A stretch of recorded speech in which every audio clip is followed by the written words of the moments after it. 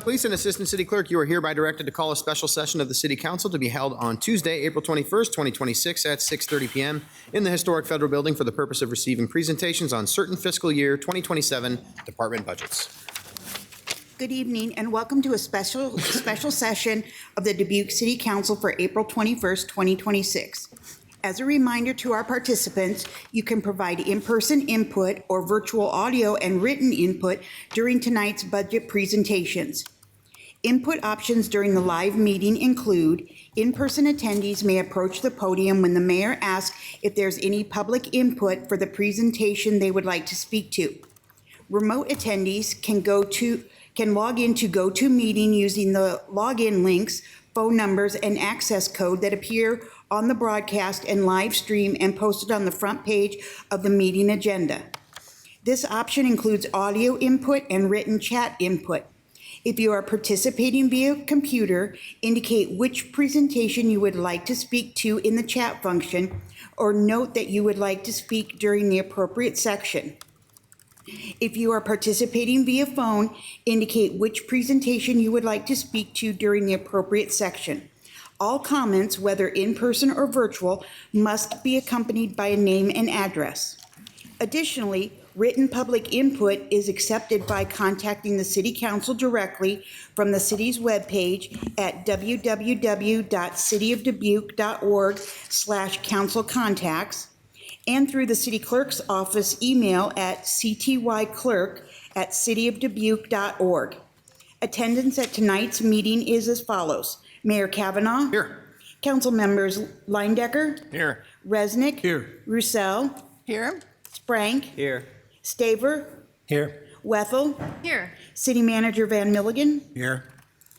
Thank you. I'll turn it over to you, Mayor. All right. Well, welcome everybody. We are here for another night of budget hearings. We have 4 this evening, and we're starting with the Dubuque Regional Airport. So I'll hand it over to Todd Dawson. All right, thank you. Good evening, Mayor, City Council, Todd Dawson, Dubuque Airport. I'm going to leave our mission statement up while I introduce our Dubuque Airport commissioners. From left to right, we have Mary Ann Kurtz-Weber, she's our chair. Bob Woodward, vice chair. Michael Phillips, past chair. And RJ Blocker, and newly appointed this year is Ron Vaughn. Hey, Todd, pull that mic just a little bit closer to your mouth there. Yep. How's that? Test? Yeah. Better? Okay. Thank you. You bet. Airport Commission goals, support commercial air service, expand general aviation services, increase visibility and awareness of airport services, maintain existing facilities, expand facilities to attract new business and increase service levels, increase and diversify revenue streams.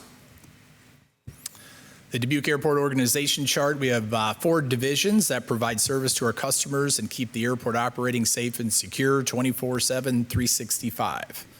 In 2026, Dubuque eliminated a part-time seasonal, part-time custodial, and combined 2 part-time administrative support professionals into 1 full-time. Go over our budget summary. FY27 requested operating budget summary is with resources, expense, and annual debt service equal the net FY27 net property tax support and annual average homeowners property tax costs. Talk about our airfield projects. I'd just like to remind everyone the Dubuque Airport Commission and staff continue to follow our master plan approved and adopted by the City Council and Airport Commission in 2021. Master plan is a 541-page document to assist guiding the airport over 10 to 15-year period, and a complete copy of the plan is available on our website at flydbq.com. Capital improvement projects in progress include construct taxiway Alpha, reconstruct general aviation apron, and airfield surface markings. Reconstruct Taxiway Alpha is a multi-year, multi-phase project funded 90% federally and 10% local. Project replaces failing or failed pavement, implement FAA required geometry, and improve the flow of taxiing aircraft. Taxiway Alpha allows general aviation, including based, transients, University of Dubuque, and airport event participants access to the primary runways. General aviation aircraft operations equal 99% of total operations at Dubuque. Phase 1 and 2 in the slide that are green and blue are already completed. Phase 3, highlighted in purple, construction began on March 30th and will run through August. And Phase 4, highlighted in orange, will be out for bid in May timeframe. Reconstruct general aviation apron Phase 2. Phase 1 is in the gray area there on your screen, and that was completed in '24. This project reconstructs portions of the general aviation apron. The apron serves as primary parking and ground handling area for general aviation aircraft. The apron is in poor condition according to the FAA 2022 Pavement Condition Survey that justified federal funding. And that construction is scheduled to begin in August. And left of your screen, you can see the different funding sources. There's FAA, there is some DOT state AIP funds in that, as well as the local match for the total project. University of Dubuque is currently under construction on major improvements to the airport campus. Airport and UD staff continue to work together to accomplish our master plan goals. This expansion takes into consideration the planned growth and expected trends over the next 15 years. Site improvements include number 1 on your screen is a planned 17,000 square foot addition to the Babcock Flight Center to include classrooms, additional flight instructor debriefing rooms, workstations, office spaces, and new simulators. Number 2 is a parking lot expansion growing from approximately 50 to 275 automobile parking stalls. Number 3, the aircraft apron will increase by approximately almost 60,000 square feet. And number 4 is a 43,000 square foot hangar, which is just adjacent to the Babcock Flight Center. Construction continues this summer and with the proposed fall completion. And these are a little bit dated, but you can see the hangar there on the left. The doors are now already installed and much of the interior is done. And then, of course, the Babcock Flight addition is the green portion. A lot of that is already starting to get covered in. Following master plan recommendations, FY27 capital improvement projects proposed. Taxiway Alpha CIP in your council workbook showing the breakdown of federal and local funding. I'd take a minute to review the FAA AIP grant funding related to enplanements. So commercial service airports are publicly owned airports that have at least 2,500 passenger boardings or enplanements each calendar year. Primary commercial service airports that have more than 10,000 enplanements each year, their funding is not less than $1.3 million or more than $22 million for each fiscal year. Non-primary commercial service airports are airports that have at least 2,500 and no more than 10,000 enplanements each year, and their funding, they receive funding on a sliding scale that ranges from $150,000 to $1.3 million. General aviation airports are public use airports that do not have scheduled service or less than 2,500 annual enplanements. Their funding ranks low in the FAA National Priority Ranking System and is usually discretionary funding limited to high safety issues, for example, runways, taxiways, and safety areas. So prior to submitting our FAA federal fiscal year 27-31 ACIP or AIP application, Dubuque staff met with FAA Central Region Planner. So in FY27, based on 25 calendar year, Dubuque has approximately 8,264 enplanements, and those are pending FAA official numbers. According to FAA guidance, Dubuque will be eligible for just over $1 million entitlement plus discretionary funds. So Taxiway Alpha Phase 5 is eligible for program funding. For the next fiscal year, FY28, while Dubuque and partners continue to explore options to restore commercial air service, enplanements are unknown for calendar year 26. Because Taxiway Alpha Phase 6 is the final phase of the project and has a safety component separating the University of Dubuque training aircraft with other aircraft, staff will continue to work with FAA to pursue discretionary funding. And then the remaining years, FY29 through 31, We'll continue to show demand for projects and pending employments, work with the FAA. If Dubuque is not eligible for entitlement or discretionary funds, projects will be discussed during the City of Dubuque Fiscal Year Capital Improvement Program. Funding would then be considered 100% local funds, unlike the current 90% federal, 10% local. So this is showing FY Phase 5 in the, I guess that's kind of turquoise there, is eligible, and that will substantially complete connecting the taxiway Alpha. And FY 29 Phase 6 funding is pending.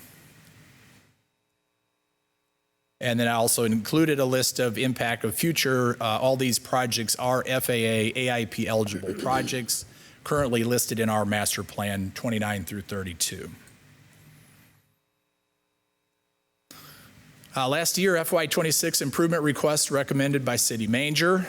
One was the mechanical vehicle lift, and there's some pictures of the lift lifting different pieces. There's one lift, but its pictures represent lifting different size and pieces of equipment at the airport.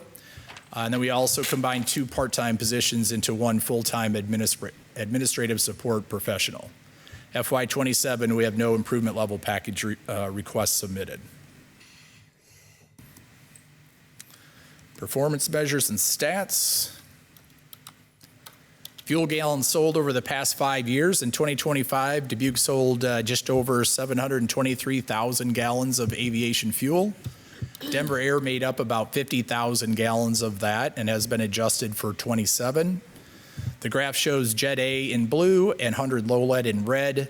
The 2023-24 spike reflects the Avelo, when we had Avelo service, the increase in jet fuel. Dubuque has 97 based aircraft in a variety of hangars. There's 11 jets, 83 piston, and 3 helicopters or rotors. Number of type of aircraft provided in the graph. Examples are included in the slide. As of March 26, the UD fleet includes 40 of those 97 aircraft, which includes two of the helicopters, 3 multi-engine, and 35 single-engine.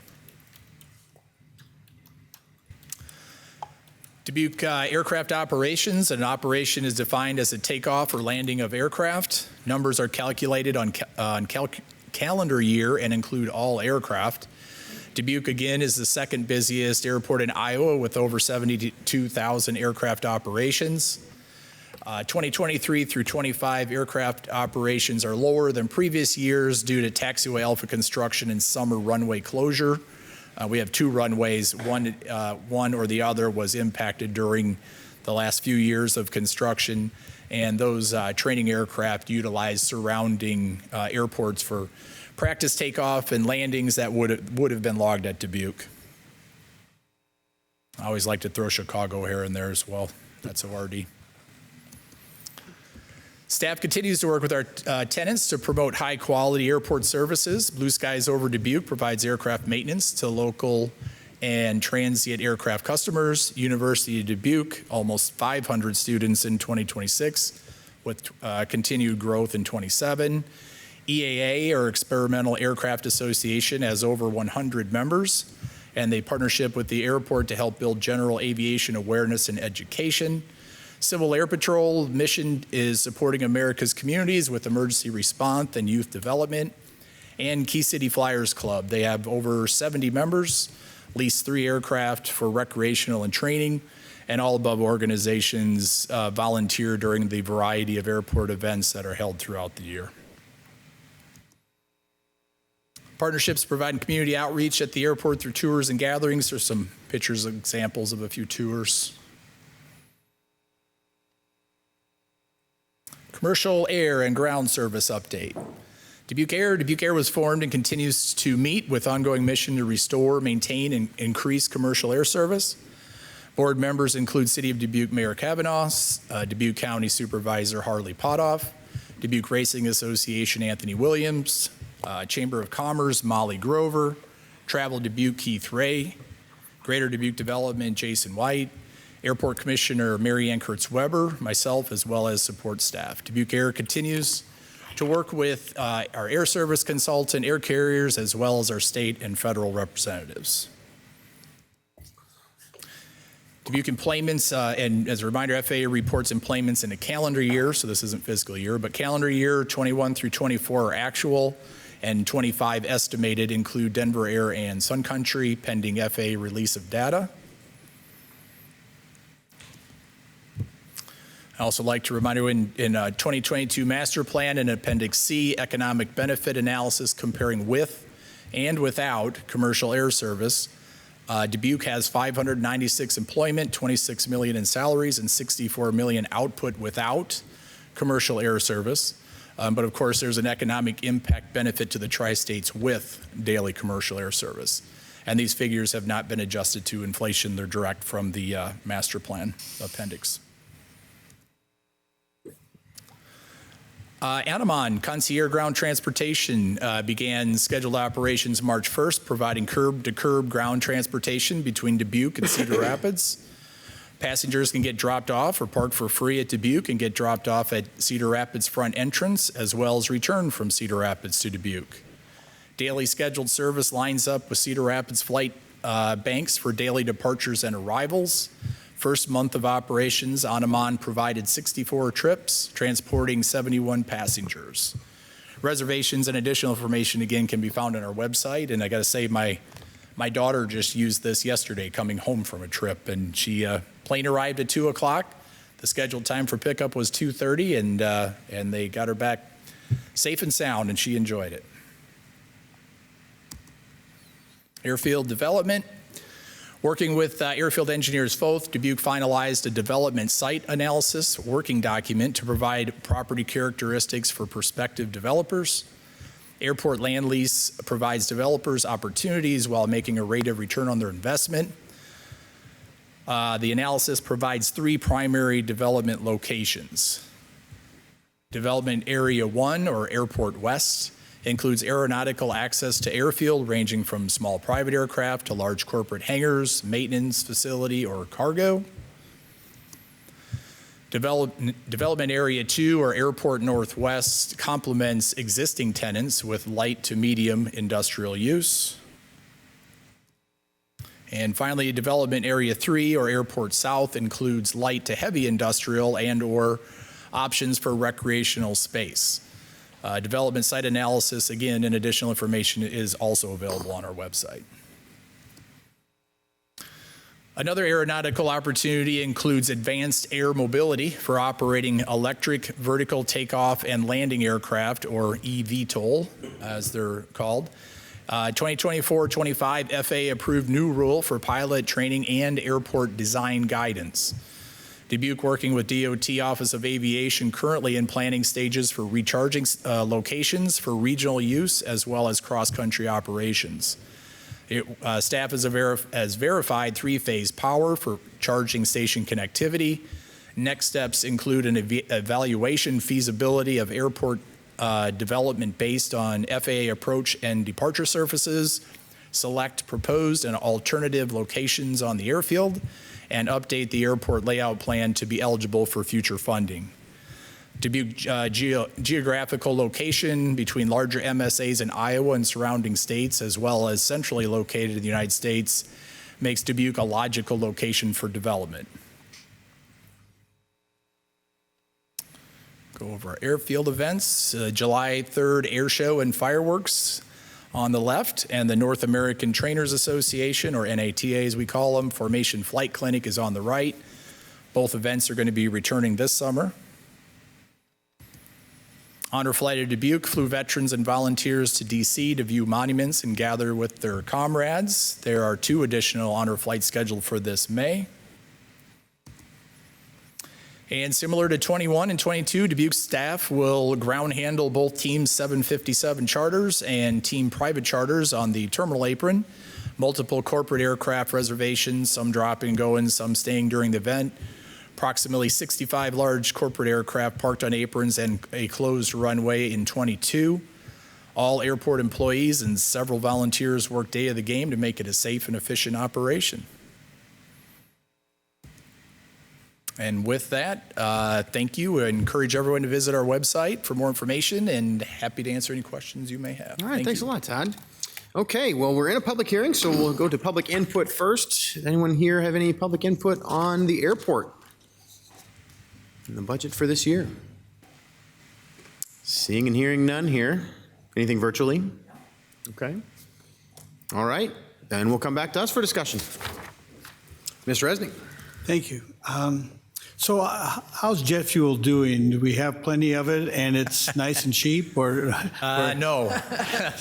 So what is the, what's that like now? Jet Yeah, so as you, obviously you're well aware, it's a volatile market right now. Actually, last I checked, I think the barrel was back down to around an $88 a gallon, but it was high, or a barrel.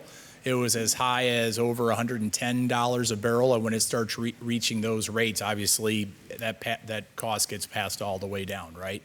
Has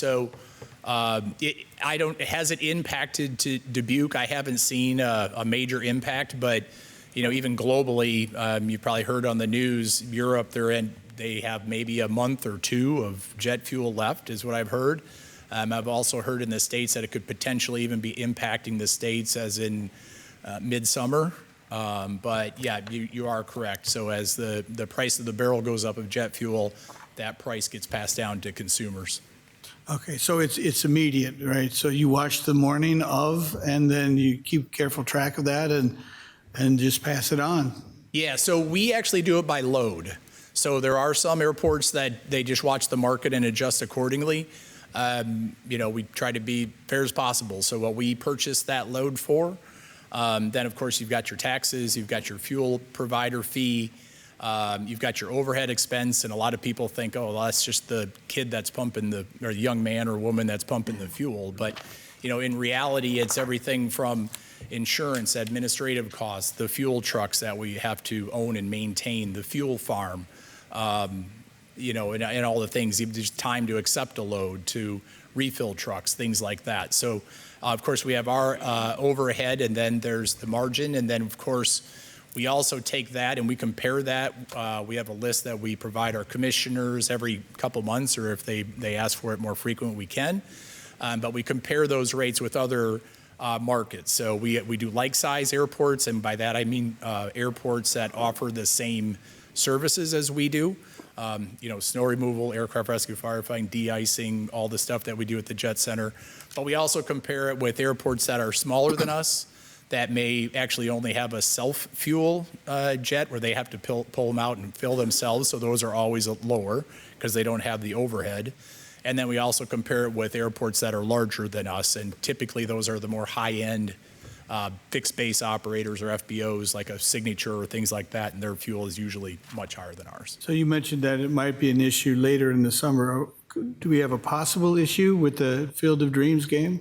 Right now, we've not heard any issues with providing fuel through the summer, but And so fuel we have is plenty our of fuel. we have plenty of tank storage for all those planes. Oh yeah. We did it in 21, 22. Trust me, 21, I was nervous. I'm not going to lie, because that was we didn't know what to expect really. So, but yeah, we've got a kind of an order put in with them right now, and we'll have our trucks full, plus our tanks full, plus we'll have delivery trucks standing by, because I guess I'd have to go back and look at the numbers, but I want to say we sold about 50,000 gallons during that event alone. Even without the daily flights, looks like you're very busy out at the airport.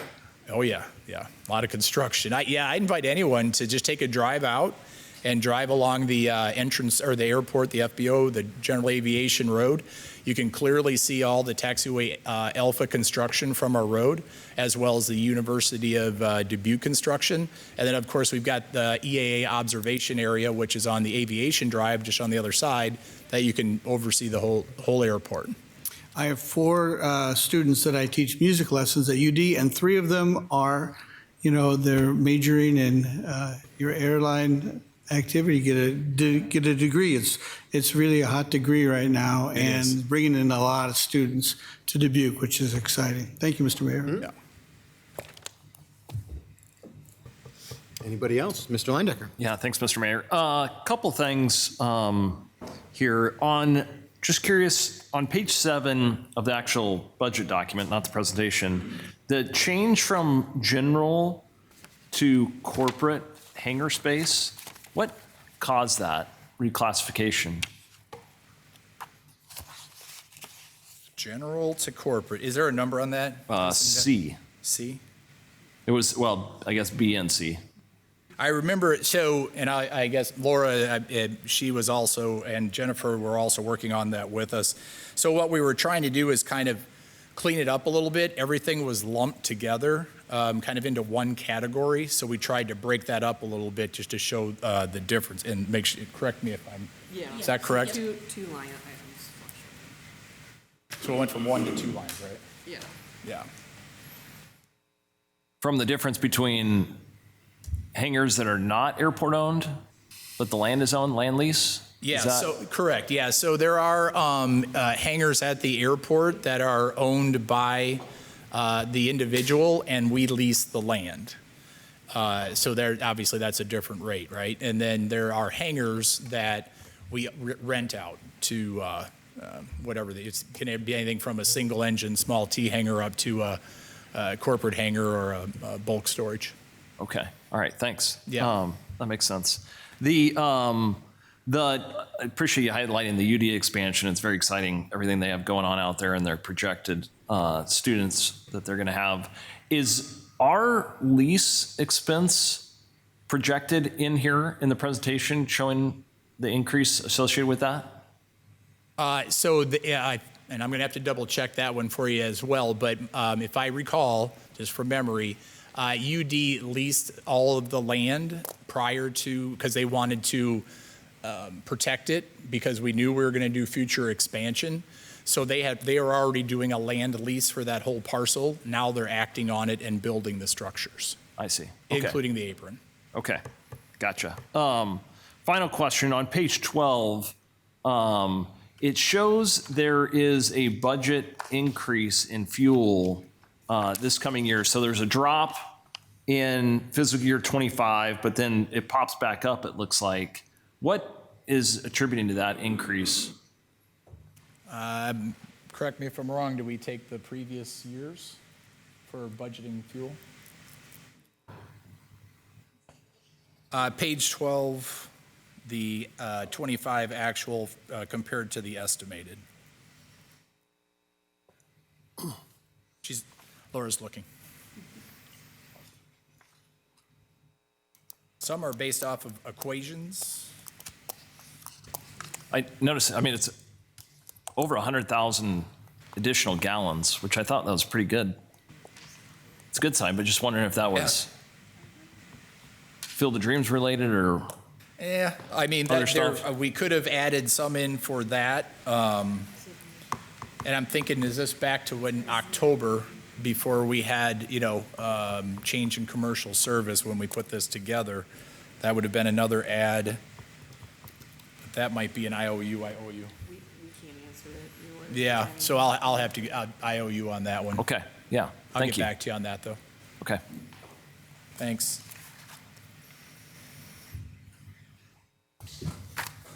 Anybody else?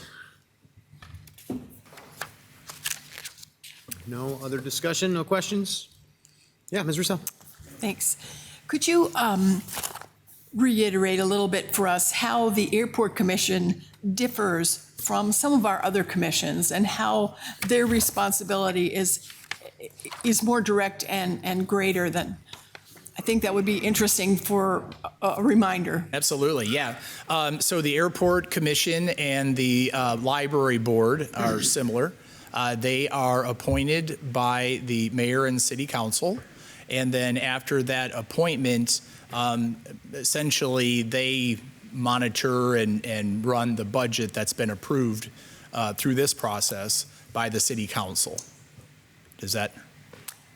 So they have a lot of authorizations to do those things. Yes. And that was one of the things that I think we kind of reviewed when we discussed the changes from the commercial air service, is that we made a few changes on how the council is a little more involved in perhaps than they were in the past. Okay, thanks.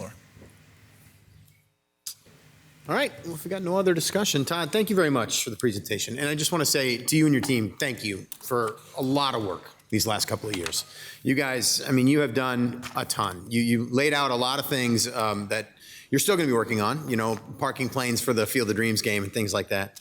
And obviously UD is growing, which is fantastic. It's really good. But you've been through a lot of stuff with working on the commercial air service, and I just want you to know how thankful I am and the council is for the work that you've done, and you've done a great job of it, so thank you. Got great support and a great team. So, All right. thank you. Well, thanks a lot for the presentation today. You bet. Okay. I'm enjoying the clapping the last couple of nights.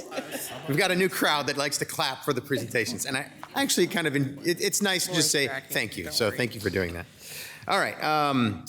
Office of Human Rights is up next, so I believe our Assistant City Attorney Jason Lehman will be giving this presentation.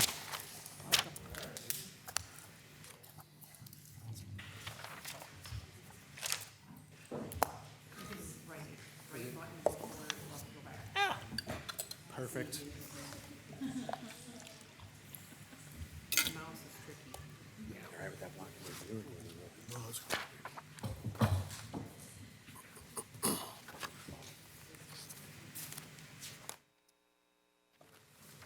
We are ready when you are, Jason. I am ready.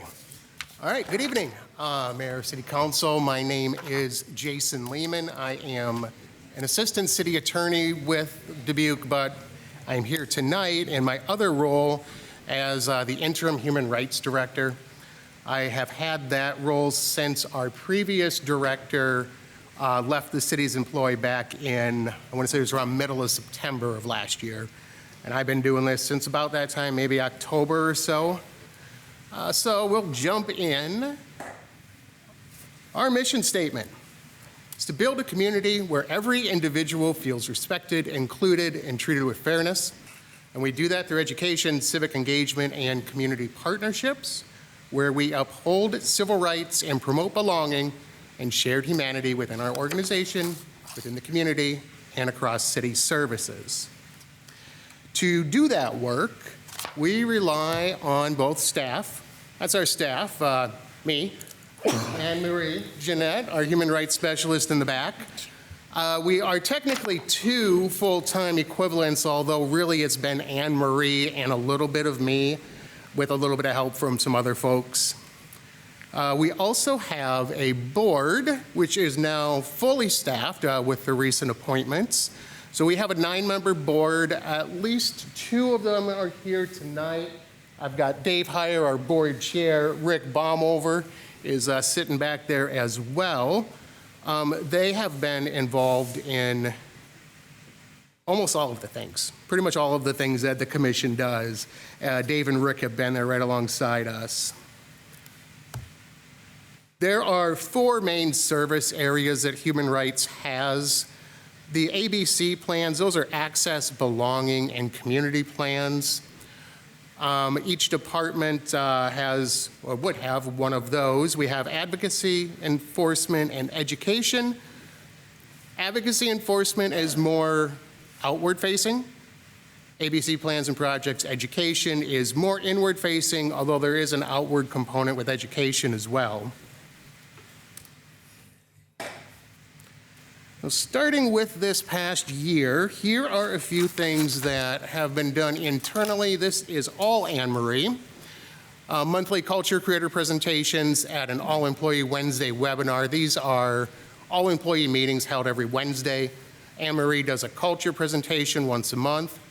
Belonging in the workplace training she does for all of our new employees. Leadership training, DISC assessment. I used to know what DISC stands for. I think it's dominance. Nope, I'm not even going to try. Also the Skill Builder series. Point being, the DISC assessment is like a personality assessment to help folks figure out how they work well and what other types of folks they would work better with.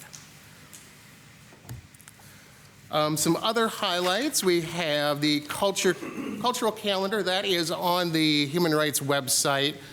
Also the Cultural Connection Dubuque newsletter, that goes out once a month to city staff. That is from Anne Marie as well, highlighting events in the community and holidays, other notable cultural happenings that might be going on. This is one area where we frankly need to do better. One of our goals is to be out in the community a lot more and meeting with folks, making sure that folks know the Human Rights Department exists and what we do. Now, Anne Marie, again, she gave a civil rights presentation. Grace Point Church did some bias training for the Realtors Association. That's kind of like things to look out for as realtors, things you can't do, and things you should know when to tell someone that they might want to go seek help because something may have happened to them. Also, Anne Marie and I both did a little civil rights training class at University of Dubuque for some folks just on civil rights basics. We also, throughout the community, we have, well, I shouldn't say we, Anne Marie has been out at all of these events, often with support of at least one, if not more, of our commission members. But at those events, that's an opportunity, again, just for folks to know that the department exists and for them to meet us and maybe just start to learn a little bit about what rights are protected by the Human Rights Department. Another way we help the community is the Community Support and Empowerment Grants. This is $10,000 that the council has appropriated this year, last year, and I think a few years before that. This year, we gave out 4 different grant awards. Historically, we've only done 2. We thought it might be able to make a bigger impact if we could split it up, maybe a little bit smaller, maybe give it to a few more places. So those are the recipients up there for this coming fiscal year, and I'm sorry, this current fiscal year. We also updated some marketing flyers. This is just we can take them to events so folks know what their rights are. It's very high level, just talks about the areas that the city protects. That's employment, education, housing, credit, public accommodations. It's all spelled out in Title 8 of our code. It talks about the complaint process, what somebody can expect if they were to file a complaint. These are just a count of folks that had called in or stopped in looking for some sort of assistance. 143 of them.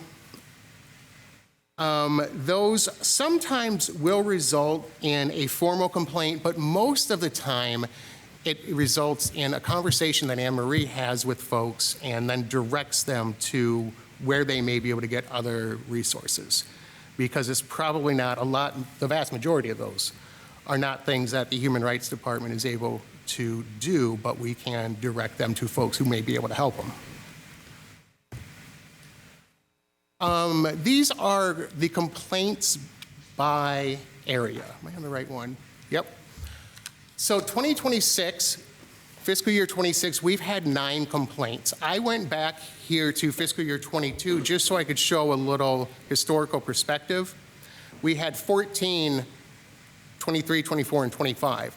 So we're down a little bit. I think the reason that we are down is not because discrimination stopped. I think it's still out there. I think we're down because folks don't know what to do. They don't know what rights are protected. They don't know where to go when those rights are violated. And frankly, they don't know that the Human Rights Department exists a lot of times. So our plan is to change that. We also have that broken down in the different areas, complaints by area. Employment has almost always been the highest. It continues to be the highest area. Also in housing and employment are the 2 big areas where we have seen the most complaints. We also break it down by basis. The basis, those are the characteristics that are protected by our ordinance. There are going to be more bases listed here than there are complaints because folks can check a couple of bases if they want. So they may have been discriminated against or claimed that they were discriminated against based on age and sexual orientation, for example. So those numbers would be a little bit higher. But what we got here is race and retaliation are the 2 bases that are leading the way. It has generally been that way for the past few years as well. You see that race is almost always one of the larger represented categories. And then retaliation has been having an uptick here the last couple of years. This is just a high-level summary. There were 2 mediations the department did that were successful last year, 11 community outreach events, 9 of those formal complaints filed that I just talked about, 4 outreach presentations, 11 internal trainings, and 15 intakes. Intakes are when someone comes in with a complaint, they think they've been discriminated against, but it doesn't go so far as them signing the formal complaint and filing it.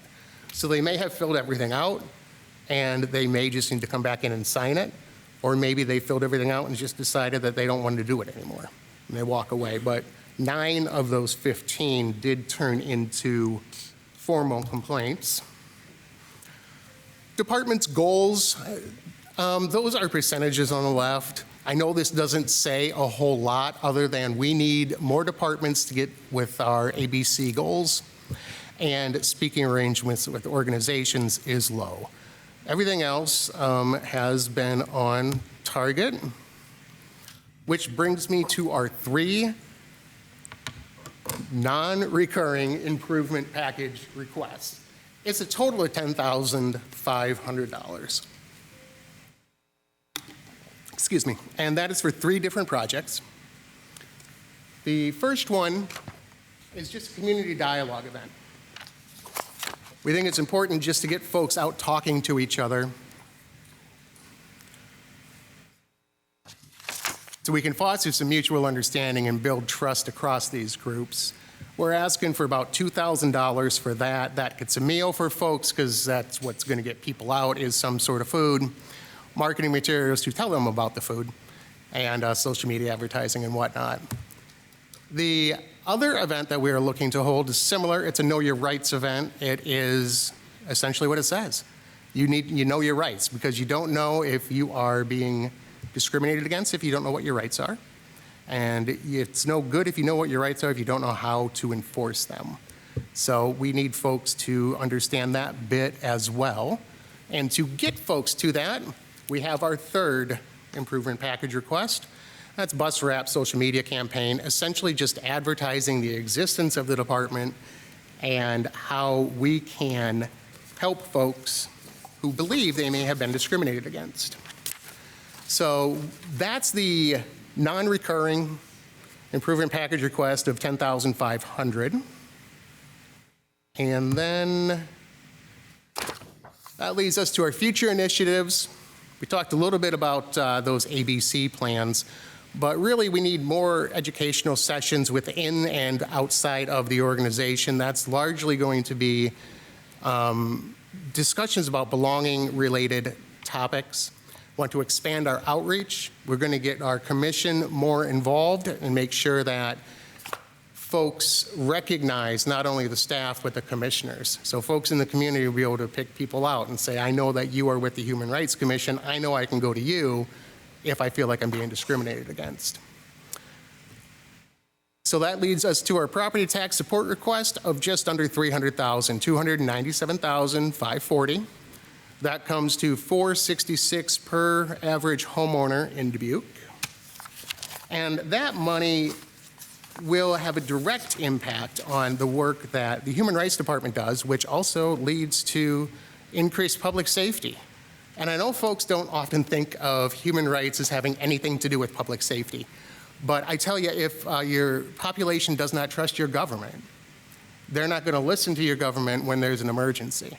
If there is an evacuation order and folks think, well, my government hasn't been protecting me, why should I listen to them?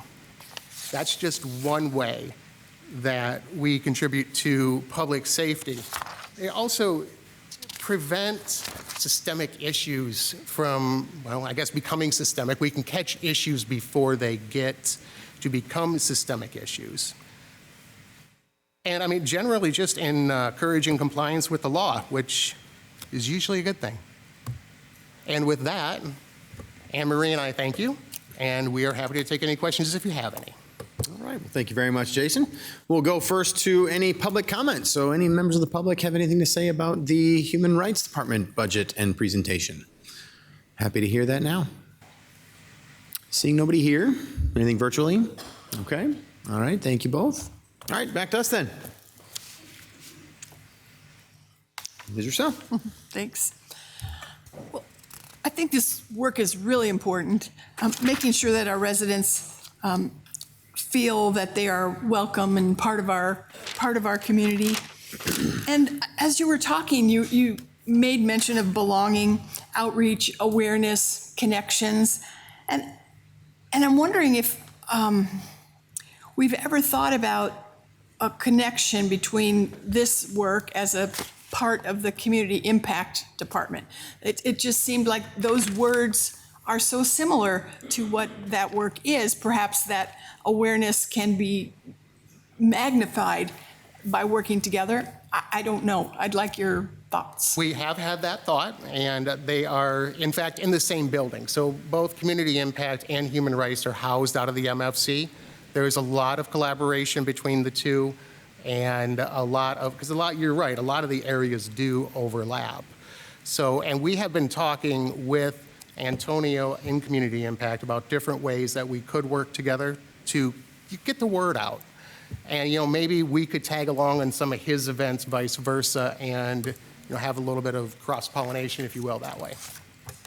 That makes a lot of sense. Thank you. Others? Mr. Resnick? Thank you very much. So I'm looking at page 35, and I'm trying to figure out, so Jason, are you partially funded by the Human Rights Department and partially funded in our legal division, or how does that work? I'm looking at page 35, and it says that the Chief of Human Rights is 0.5, and the Human Rights Specialist is 0.5. So full-time equivalent, so those are other folks in the department, or how does that work?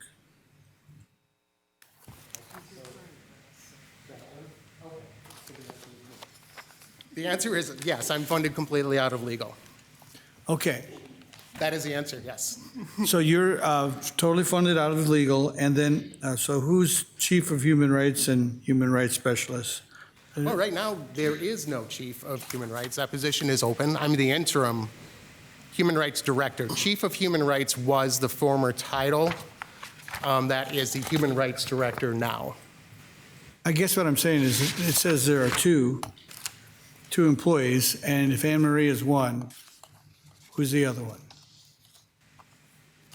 So you're correct, it would be the director. Now, right now, we have an interim director. So I see, And we're so this is recruiting for for- next year. We are recruiting. It's not your Yes. permanent, but you're doing such a great job. Well, thank you, sir. Okay, so it's, all right, so we're going to build it up, and you're going to go back and spend full time in the legal department. Here's hoping, yes. Yes, yes. Well, we appreciate you stepping up, and that clears up things. Thank you. Thank you, Mr. Mayor. Any other discussion on this? Otherwise, Ms. Wethel. I would just like to thank the commission members. I know a couple of you are here tonight. If there's a place and a space where it is challenging right now, I feel like to serve on a board and commission, I think this is a very challenging one as we work to do our best for our community. So I want to take a minute to thank you especially. Thanks. All right. And I'll just close with the same. I don't have any questions. Jason, thank you for the presentation. Thank you, Anne Marie, for doing all the work, apparently, according to Jason. So, yeah. All right, now we're overdoing it on the applause, everybody. Come on. So, but in all seriousness, just to kind of go off with what Ms. Wethel said, there's been a number of discussions in the last couple of years just about human rights in general. I think I've said over and over again, I think it's rather odd, and I think in many ways very sad that we are. That human rights have come under attack in general. And I know that in our community, people take great value in the work that you do. The commission members who step up to play these roles, I think people take great value in that as well. You mentioned, there's just the events alone. And I know you don't throw the events, you're at the events, But when you go to the events that we have in town that celebrate the diversity that we have in our community, and I see Anne Marie there every single time when I go and visit her table. And you hear from people frequently how much that matters to them, no matter who they are. We in Dubuque, I think, appreciate very much that we are doing the work to try and accept one another as the human beings that we are, recognize all of our human rights, and live in a community and create a community that is a welcoming place. We're working very hard at it, and I, for one, appreciate it, and I think a lot of people do. And I'm looking forward to that work continuing. No matter what goes on in other places, I think it's important that we continue this work. So thank you very much for everything that you're doing, and I really do appreciate it. So thanks for the presentation. Thank you all for all your support. Okay. All right. Next up, we've got our third of 4 presentations. We are the Community Impact and Neighborhood Support Departments coming up next.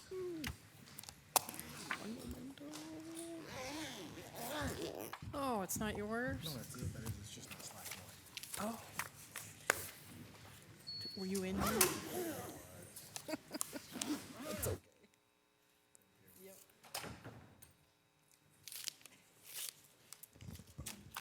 Hello, hello. How's everybody doing? Good. Okay, first I want to say, before we consider adding more departments, let's just talk about this, okay? First of all, I want to say it has been such an honor and a privilege to serve in this community in this capacity with leaders such as yourself who believe in this work. It is very critical and important work to our community. I also want to just shout out our communications department, as they have been very intentional with our branding, with the initiatives that we get to serve within our department. So we'll start with our mission. Our mission is to build a thriving, connected, and empowered community by aligning systems, removing barriers, and activating residents through engagement, service, and neighborhood-based initiatives. We've gone through a lot of transitions this past year, and now with us absorbing the responsibilities of the Office of Shared Prosperity, I really feel like the stars are aligned, as things are a lot more efficient with us really focusing on the infrastructure within our community and the systems, helping systems align, while also managing the internal resources that we have. I want you to take a look at this photo. This is the world that we get to live in. This is the community that we get to continue to cultivate. When you talk about alignment, in this top left photo, this was a photo taken last year, and I told Corinne I was going to post this, especially because I love her expression here. But this was a moment last week in our facility where we had elected officials from Omaha. We had middle school students, dance teams. We had high school students during team programming.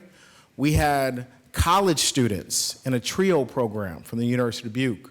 We had directors, we had department managers, and everyone was in community. This is what we get to do. Is we get to create spaces within our community that really help promote this sense of belonging and dignity for all people, really help drive this idea of connection amongst people who maybe would never connect outside. We are, I think it's only fitting, the first presentation with us being on one of the last days, Director Ariel mentioned that Public Works was like the heartbeat of a body. And in that same philosophy, I did my research. I would consider us the circulatory system within the body, right? We really work to connect with all organizations within our community and all people, and again, create spaces where we are truly a community where everyone experiences a sense of belonging and dignity. Strengthen pathways to economic success and have access and power to decisions within our community. This work is driven by a bunch of phenomenal leaders within our community. We all come from very different lived experiences and backgrounds, but all of us are aligned on this ideology of people and humanity and seeing the best in people, individuals, families, and organizations within our community. And I just want to give a huge shout out to the phenomenal, passionate people who help drive this work here in this building. Thank you. Thank you. I almost got emotional. I'm going to keep it straight, though. This is our structure. As you can see, we are a very wide team. And again, everyone shows up and is passionate about the work. This is our organizational structure here. A lot of this work is driven through this framework, especially when we talk about the system work that we do within the ecosystem of our community. And that's through this framework of upward mobility. Again, huge driving factors are this ideas of, when we ask the question, what cultivates a thriving community? These are the driving forces that, as we've already experienced, many of our community partners see themselves in this framework here. And so this serves as a foundational work to the work that we get to do, especially with economic mobility, dignity, belonging, and power and autonomy. Everything that we do is driven by data. We don't just do things because they feel good, although they feel good. We do things to make a difference within our community. And so with that, I'm going to call up our data analyst. He is literally like the human ChatGPT. He loves this stuff, and it's already cited, all right? Great. Thanks, everyone. Thanks, City Council. Braden Daniels, data analyst with the IT department. We ran through a lot of this last night, so I'll keep it brief tonight, but our Dubuque's poverty rate based on our 5-year estimates from the Census Bureau is 12.7%. That puts us at the 4th lowest of the 11 largest cities in Iowa, a little bit below the median and the average of the other cities. That's not experienced equally. Not all communities are thriving. We do see that in Census Tract 5, which comprises the Washington neighborhood north of 17th Street and up through the north end, the really dark little kind of left half of a V on that map above downtown has a 34% poverty rate, and the rest of downtown east of Bluff Street in Census Tract 1 has a 25.6% poverty rate, both more than double the city's poverty rate overall. Not surprisingly, those same two census tracts also had the lowest median household incomes at $39,000 and $44,000 a year, below the city median household income of almost $66,000. I didn't talk about, again, our population that has changed throughout Dubuque in the past decade. Since 2014 through 2024, our white non-Hispanic population shrunk by about 2,000 people, but the city's population grew by about 1,000. So the rest of that, really 3,000 people worth of population growth came from our racial minority communities. Every group up here except for American Alaskan Native has grown since 2024, and every one of the other groups, except for the Black or African American community, has grown since 2019. We did see a drop in that Black or African American community of about 400 people, 550 people between 2019 and 2024. And as that relates to poverty, we do also see the highest poverty rates among the Black and African American alone population. That dropped quite a bit in 2020, 2021, but has been ticking back up and is currently a little bit lower than it was in 2019. It is still 4 times the city's poverty rate. And we also see the Asian alone and multiracial populations that have higher poverty rates than the city overall. With that, I will pass it back to Corinne. Or Anthony. I am not Corinne. I just want to make note. This is a huge disparity in our community, and it's important that we lean into these discussions. We work to be very intentional with addressing these disparities. As Braden mentioned, our community is changing and evolving and becoming more diverse, and we need to continue to be prepared to create the right conditions so that everyone can thrive. When you ask yourself, who's responsible for creating the right conditions within the community so that all people can thrive? I am extremely grateful that we have chosen to take responsibility for that and doing this work. And so again, we spoke a little bit about the external system work with aligning resources and community partners so that we can maximize our efforts. But I'm really also excited to talk about some of the internal services that we get to serve within our department as well. And hopefully by the end of this budget, you'll see how these two external system works and internal resources and initiatives, how they work in unison to help cultivate a thriving community. So with that, Miranda. Hi, I'm Miranda Redman. I serve as the Community Diversion and Prevention Coordinator. My role is focused around barrier reduction and prevention for residents in our community who experience poverty, substance abuse, and brain health concerns by getting them connected to resources, services, and programs that exist within our community to ensure everyone is thriving in a very safe community. This upcoming fiscal year, we'll be launching our universal application, which will help increase accessibility to our residents to understand which City of Dubuque financial assistance programs they are potentially eligible for and connecting them to the right people in those departments as well. We will also be working on a discounted internet program to help increase internet accessibility for our residents who qualify with their income. And then this past fiscal year, my main priority has been on our Community Impact Service Program, which we launched on January 1st, 2025. So our program allows residents to address their City of Dubuque fines and fees through service opportunities. And when we look at service opportunities, yes, we're looking at community volunteering, getting our residents involved with local nonprofits, but also helping move forward city initiatives as well. So you'll see up there, we have some pictures. We had some of our residents in our program, they were able to help us get city life going, but while also getting that information from the program, so it was amazing.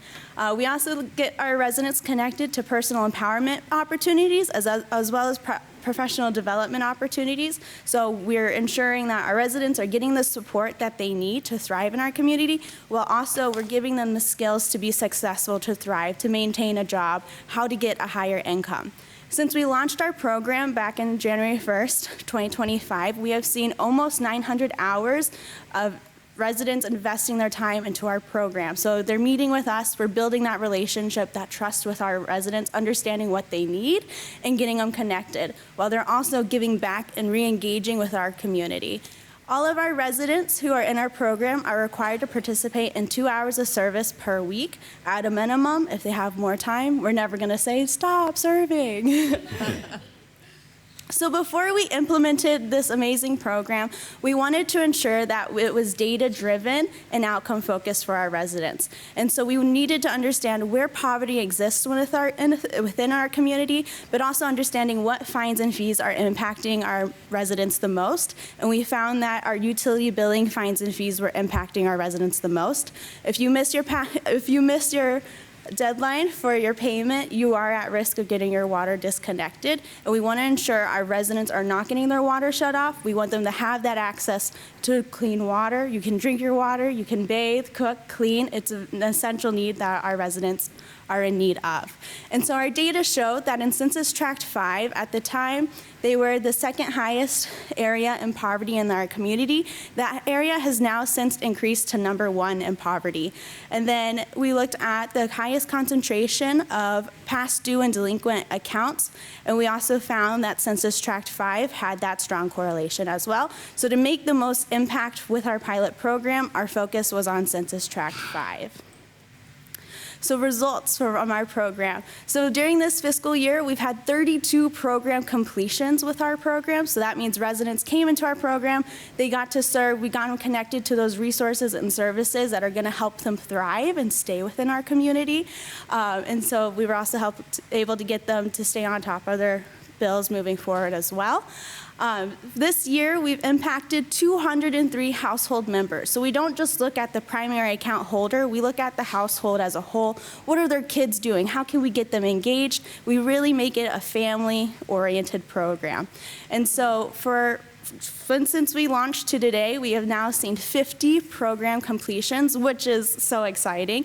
But we've also impacted 287 household members in our program. So that means we've helped our residents avoid a water disconnection. We've helped them avoid evictions. And so it's very essential that we keep doing what we're doing.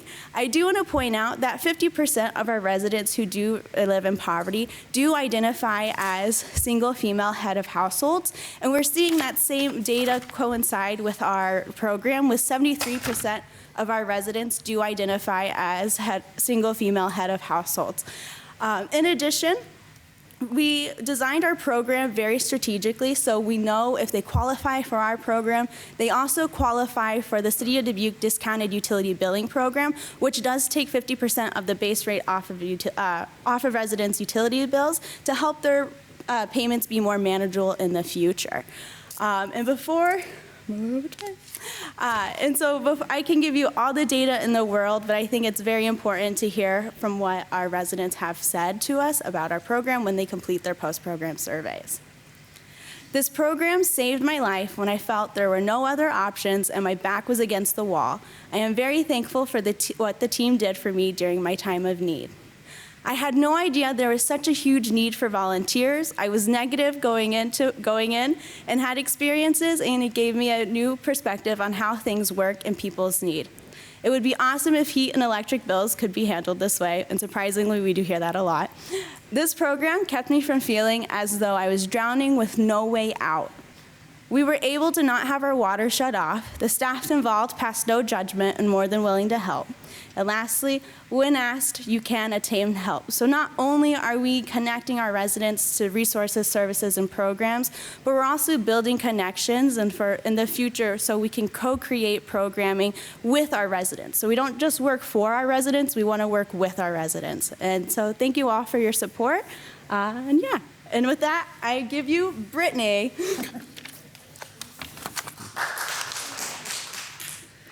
Good evening. My name is Brittany Hayes, and I am the Community Service and Outreach Coordinator. My focus is on increasing and strengthening volunteerism and community service in Dubuque. And we focus on volunteering because we believe that service is essential in a thriving community. And also, volunteering has so many benefits. It doesn't only benefit the community as a whole, but it has individual benefits as well. So there's positive impacts on physical and mental health, skill development, building relationships, and also it can provide a sense of purpose and belonging. So there's a quote that we heard recently that says, "People don't volunteer because they're asked. People volunteer because they feel like they're part of something." And so it's really important for us to help our residents find the place where they belong and find the place where they feel like they have value. One of the things that we're working on is strengthening the volunteer infrastructure in Dubuque, which basically means the structures and the systems that promote and manage volunteerism. And so one of the ways that we are strengthening the community volunteer infrastructure is by getting college students more involved in volunteering. Research shows that if college students get engaged in the community and they feel more connected to the community, they're more likely to stay after they've graduated. And so one of the things that we're doing is we're working with the University of Dubuque and their Worldview course. Worldview is a course that is required by every student in their freshman year.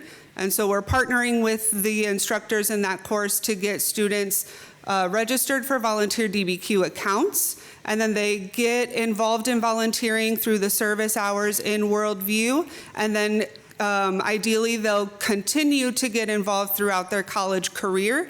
And then by the time they graduate, they'll feel more connected to Dubuque. They've built those relationships, and they'll want to stay here after they've graduated. Also, Dubuque has hundreds of nonprofit organizations, and the majority of these organizations rely on volunteers to provide the services that our residents need. And so some of the things that we're able to do with community organizations is help them strengthen their volunteer process and programs through education and individual work sessions. So we're able to sit down with them and look at their volunteer program and see where they're able to strengthen that program so it works better for the organization, and then also volunteers have a good experience when they go there. And then we do partner with United Way to promote and manage the Volunteer DBQ platform. Volunteer DBQ is the central location to find volunteer opportunities in our area. And so we have seen steady increases in engagement in this website, which basically means people want to get involved and they're able to find ways to get involved through this website. And one of the things that I wanted to point out was the volunteer hours. So volunteers can log hours throughout the year as they do their regular volunteering. And then we have 2 big service days that use volunteer DBQ to coordinate their projects. And if we look at all of those hours combined, we have over 9,000 hours of time that volunteers have invested in our community. And those hours have value. And so when we look at those hours and we convert them into a dollar amount, so far in this fiscal year, volunteers have invested over $292,000 in an economic impact in the community, and that benefits the organizations, our residents that receive services, and then the community as a whole. And just to point out, this is only hours that are logged by volunteers and only hours that are on volunteer DBQ. So volunteering is so much bigger in Dubuque. This is just what we have the data for. And then also we work on the Adopt a Spot program. Adopt a Spot is a program where community members can adopt an area of city property and they agree to clean litter in that area 1 time per month. This is a free program and we're able to provide supplies to folks that sign up. We have a brand new website and a new application process that we launched in February. And since February when we launched, we've had 19 spots adopted, with a few spots that were adopted before the launch of this website.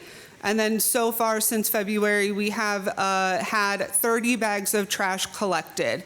And if you look at the map, these are all of the places where folks have adopted places in Dubuque so far. And this is just the beginning. We're going to continue promoting this program, and we're going to continue getting groups and families and everyone involved in helping us clean up litter and keep Dubuque the beautiful place that it is. And so I'll turn it over to Sarah.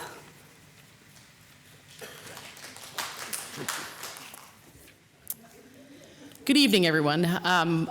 Tie into where Brittany's work is, some of our teens were volunteering picking up some of that trash, and probably, admittedly, we didn't log those hours, so we were out there doing that work as well, and adding to those trash bag counts. So I'm here to tell you about the AmeriCorps program. AmeriCorps members are built to mobilize to empower youth. We are continuing for our 3rd year to serve students one-on-one to develop social skills through executive functioning, building resilience to make good choices and be future ready. The City of Dubuque AmeriCorps is in its 26th year of funding from AmeriCorps and Volunteer Iowa. While the members in our program are providing direct service for those 26 years, AmeriCorps member isn't just about the student and the people that we're serving. It actually is impacting the members highly as well. Our program is continuing to enhance the member experience, resulting in a growth in workforce development for member experience, and when they leave their service, they've made an impact. So if you think back to that mentor, that one person, that coach, that neighbor, that teacher, members are serving in that capacity at the same time through participation in programs that are privately funded, like Youth Mental Health Corps. Members are also coming away with community health worker certifications, master's level field experiences, and Youth Mental Health Corps first aid training and certifications. They are changing lives. AmeriCorps, our logo, getting things done. Just a quick note, that is an unofficial AmeriCorgi mascot, so we haven't patented that one yet. But the overview of the youth served and the community partners. Just to note, these numbers are unique, so it's each youth served, but we serve more youth in programming by repeat visits, which is a much larger picture or number of impact. Very important to also highlight the community partners. That's where the magic happens. Big thanks to our new host sites, is what we call our partners. Bluff Strokes Art Center, the intersection between wellness and art, centrally rooted, also an intersection between music and wellness. We're continuing to partner with Dubuque Community School District, departments in the City of Dubuque Park and Rec, Office of Sustainability, Engineering, Carnegie, Multicultural Family Center. That's where the magic's happening. So the data showing impact from our last program year. This is a representation of the second year of the SEL program design, and the bar graph the paired bar graphs are the pre and post assessments of the 5 social emotional competencies using the Devereux Student Strength Assessment, norm referenced researched assessment. The far left being that composite score. And as you can see with each of those paired bar graphs, you're seeing the left being the pre, the right being the post. When we see the increase in blue and green, we're seeing growth that is experienced after members are mentoring those students. So take, for example, the far right. It's seeing the largest growth this last program year of optimistic thinking. What does an increase in optimistic thinking look like? It's the practice of students fostering a positive, resilient mindset, helping students view challenges as temporary and solvable. While this section of the data is only assessing the student growth, last year was definitely a year of resilience practiced by AmeriCorps members, program staff, and our youth. We'll talk about an example of resiliency. We looked at the bottom part of the slide. Last year was kind of a yo-yo with AmeriCorps programs across the nation. The City of Dubuque had to pivot to meet the needs of the students and with the creation of the Serve Dubuque program. Typically, we have our summer teen empowerment program serving 40 students with 10 AmeriCorps members. FYI, we're on track. We're going to put a bunch of people in those seats again to work with our youth. But last year, we lost that funding between April and August. We worked to develop a new way for students to continue to learn and earn a stipend. That's also that part of that private funded component, and a high school credit through Dubuque Community School District. And not just letting that summer lapse without mentoring, right? The thinking for that program was based on Iowa 21st century academic standards, and together with City Council goals and priorities, pick some projects from the goals and priorities, teach the students and teens about civic engagement, and then start serving. So places like the River Museum, we collected trash, monitored water quality, landfill. I learned to say it's not a dump, it's a landfill. We learned about waste, and they took the recycling education home to their families and shared that with their families. Picked up trash at many city parks. Those bags of trash that we're talking about. We identified walking traffic improvement areas within the city with the city traffic engineer. We cleared trails and pulled noxious weeds at Eagle Point and did some education there about what those restoration programs are built. We pulled weeds to support sustainable farm-to-table production with nonprofits. These are just to name a few. Students were learning about city government processes, civic engagement, and helping people in need, accountable for their public space. And on more than one occasion, I heard, "This is easy and fun. I can continue to do this." Probably later in the summer that started to happen. First, we sweat a little bit at the beginning. So this is an example of the resiliency in our teens and the program and the City of Dubuque. Our last data slide, I previously mentioned growth over time with safe mentoring, right? This is the confirmation of what research has shown us. Mentoring strengthens the student and the mentor. I always want to share the wonderful stories showing member and student growth. On the slide, you see one-on-one mentoring, summer service project, kindness day collaboration with UD and Dubuque elementary second graders. Members are showing up because they want to serve. They have a passion for serving and being a part of their community. They're taking the time to check in with students to learn more about what they're going through, empathize, and support them in making safer decisions for themselves, their peers, and the greater community. So to stay involved in the community as well as with the youth, each year members participate in several service projects. This year they made tie blankets for unhoused. Last year for MLK, you see in the bottom right there, a member reflected, "It's a rewarding way to spend my free time, as mentoring youth is fun and provides them with someone to look up to. The scholarship money is a plus too." Members receive an educational stipend from the National Trust when they complete service, which is largely poured, I don't have the data, I should get that for next time, which is largely poured back into Dubuque and Iowa colleges. We predominantly have a lot of our members coming from our local areas. So service to the community is their passion. Members continue this is a lifelong contributor in making an impact. And a final note, we are actively recruiting members. So above 17-year-olds, get to that website, City of Dubuque. And thank you. I mentioned briefly about service opportunities where members are in the community. We had our AmeriCorps members serve in TEMWA. The program was City Life and doing some child enrichment while the adults were learning about government processes, which is an example of how we wrap those service pieces together. So with that, I get to pass it to TEMWA.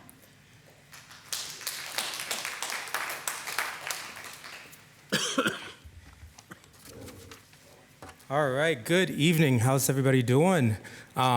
Just want to say thank you so much for this opportunity. I'm just really excited for the work that I get to do every single day. It's hard work, but it's very meaningful work, and we have a very great team that I am now a part of after now being moved into this department. And so just really excited I get to talk about the different things that we get to do. And one of those, if you look at the pictures on there at the top left, is our City Life program. I'm going to talk a little bit more about that later within the presentation, but also how we've adapted that program to our youth as well too. So I'll talk about our IJAC City Life. And then also talking at the bottom left, our neighborhood associations, who are our heartbeat of our community, if we want to put on that circulatory, as well as the new collaboration opportunities that we've been having with our university students and the classes that are at UD and Clark. Before I get into that, I just wanted to bring up this framework real quick, and I know that Corinne mentioned that in the work session the other day, but this is our guiding light in how we operate. And so what's really important when it comes to this framework, this is the International Association of Public Participation, and so this is a spectrum of engagement. And what's important about that is being able to look at our various projects and seeing what outcome do we want to have, and what engagement strategy do we end up actually taking? So is this more informing, consulting, involving, collaborating, or empowering? And so I'll also talk about how our various programs like City Life and our neighborhood associations glide between that consulting, collaborating, and empowering. So these pictures here are taken from the International Association of Public Participation Conference. So we had the honor of being able to host last week. So we had a lot of different members that are within the Midwest region that came to our community. And I gotta say, they had a great time. They could not stop talking about just how amazing Dubuque is, the different opportunities that and activities that you can do, going on the 4th Street elevator, and just being able to just check out the bluffs and all the different businesses and organizations that are around. And so these pictures are from the conference. We attended about 2 years ago, and they asked, where's our next location going to be? And we said, hey, Dubuque would be a great opportunity. So we're going to be able to host that not only this year, but next year as well. So really excited about that. Part of the program, part of the conference, we were able to take the different members throughout the community. So both on a trolley tour as far as checking out our murals, but also they were really excited about, we want to go check out the B branch. Now the cool thing about this was during this time that not only did they get to experience and see the B branch, they also got to see it in action as well too. So I'm not sure who coordinated that, but it was like perfect timing. We're like, well, you get the opportunity to watch it work. So, and a couple of the participants also were really excited to go check out the tunnel as well too. And they were like, I don't know why, but when I ran in there and checked it out, it's like, this was like the coolest experience ever. And they're really excited about all the great things that are happening within Dubuque, but more importantly, how excited they were to hear about the community engagement process that went into being able to put this project on, and how much that we invest in being able to connect with our residents in the various things that we have going on. So going a little bit more within our City Life program. So this program is offered twice a year, both in the fall and also in the spring. So this is an opportunity for residents to connect with our various city departments, so they get to ask questions, take tours, and also a really cool part about this program is we help support local small businesses as well too. And so they come out, they're able to cater, and one of the vendors, one of the businesses kind of pulled me aside and just kind of shared like, they always look forward to this program because it really does help support their business. They've had participants that have been not only from City Life, but also City Life participants that have talked about the various foods that have drove some people there to support their business. So a super awesome kind of collaborative approach in being able to support our local businesses, but also give our residents a great opportunity to experience something more. But again, City Life is an opportunity where they get to ask those questions, but also, most importantly, for how they can see they can get involved, whether boards and commissions, neighborhood associations, employment opportunities, or many other different ways that they can be that piece within that the masterpiece on the Mississippi. So as you can see on the data-wise, it's a hot program, and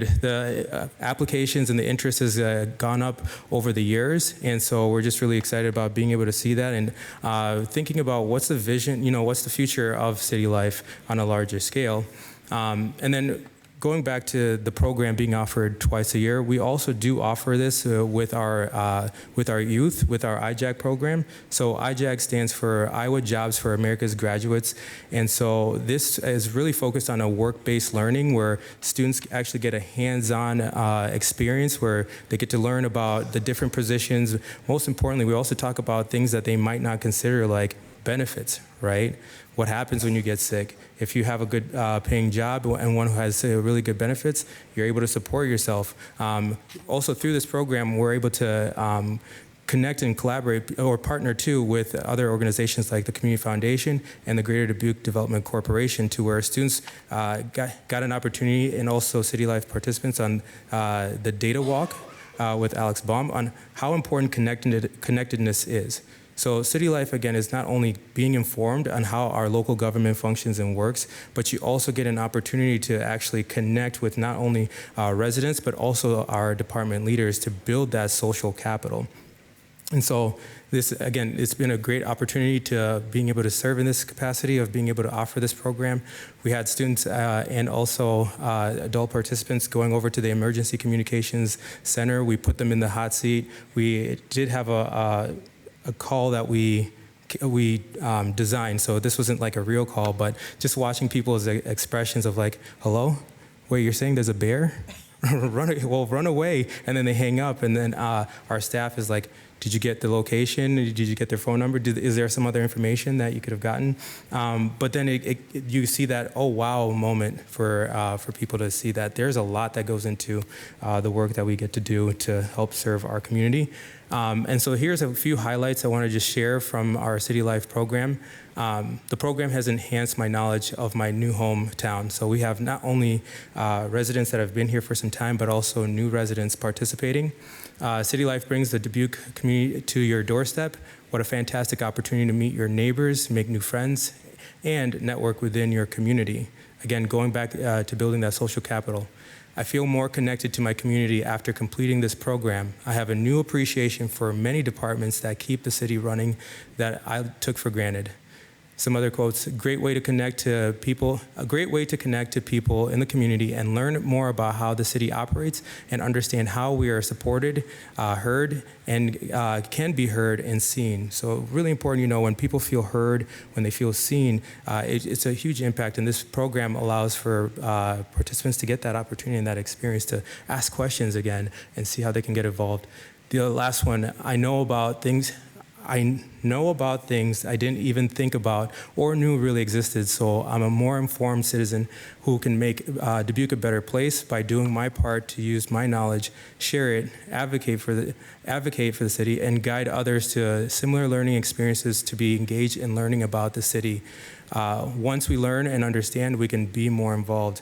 Again, when we find those opportunities of being more informed, and then also sharing the different opportunities that people could serve, it really creates an impact. So these photos, again, are from our IJAG students. They really had a blast with the program. As you can see, they had the shades from our transportation department. At the top, the public works. They're all wanting to use the claw to go ahead and pick up the couches and stuff. So again, a really cool experience for that hands-on So here's a little bit of data. So what's really important for us is to, again, data helps drive the decisions that we make. And so we do have a pre and post survey. So within this pre-survey, we asked before City Life how familiar that participants were with the City of Dubuque government and how it operates. And so as you can see, after there's a significant increase as far as with that knowledge and being informed and how it does operate and how our structure is. And then over here is just talking about how confident are you in understanding how city decisions are made? And as you can see, the before where the numbers were at, and then after the confidence actually growing. And Mayor Kavanaugh, something you mentioned the other day of how having social gatherings are super important. As the data shows right there, having those block parties. And again, it's not so much only because the music is bumping, it's good music and also the food, but it's an opportunity to connect with their neighbors in a different space and environment. What I think about is for kids, it's a little bit easier to make friends. You walk up and say, hey, you want to play? And then you go ahead and play, right? So these block parties create that opportunity where you're able to see your neighbors that you might not have otherwise had an opportunity to, and you have a great chance to connect with them because there is intentional efforts of how do we connect each other in these spaces as well. So as you can see, also outdoor activities. And something new is being able to connect our hobby groups that are already within our community with our neighborhood association. So if you're interested in like chess or sketching or something like that, why not, we'll bring it to your neighborhood, right? That's the power of what the neighborhood associations are capable of doing. And so diving a little bit more within our association. So we were, back when I think it was like 4 or 5 years ago, we were at 3 associations, but now we've grown.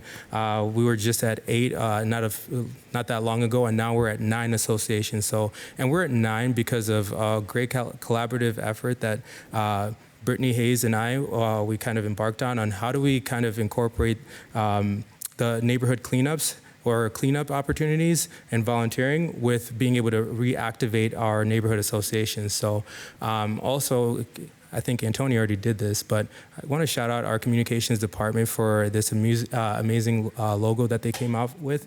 So this was input from our neighborhood association leaders of like, hey, we want to have some kind of brand or some kind of logo. Now this isn't something that all of them use. They can make whichever one that is unique to their neighborhood. But when it comes to overall, this was something that they were sharing and talking about.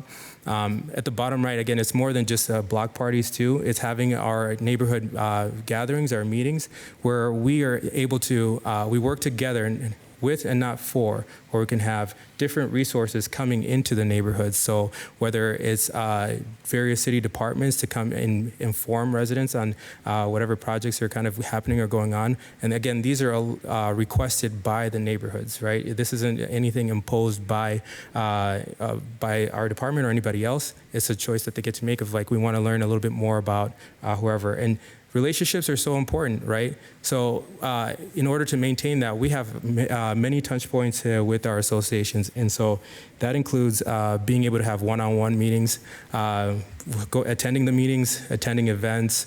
Also, we changed our quarterly meetings to workshops. And because, again, that was feedback that came from our residents. And Mike was like, well, yeah, we can definitely do that. Why? Because the focus is on the neighborhood associations. And so that's been really super exciting.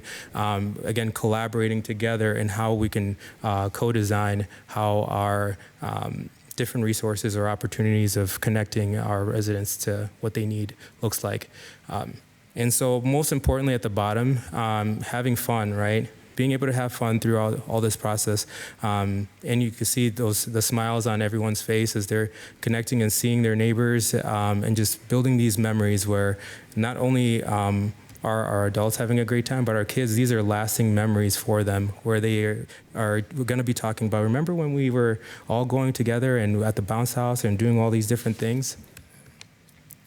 And so lastly, I just want to talk about when it comes to collaboration. So this relationship has been ongoing. So from last year, we had the University of Dubuque and Clark University go out within our neighborhoods to consult with our residents of within our neighborhood associations to collect some data on what builds community. So this year, instead of it being separate projects for each university, we combined it to where our University of Dubuque Math 230 statistics course and also Clark University social work group, they came up with some questions. They talked with each other. They figured out which grouping would kind of work, and then we did the rest of being able to set out the dates, times, and then the students went out.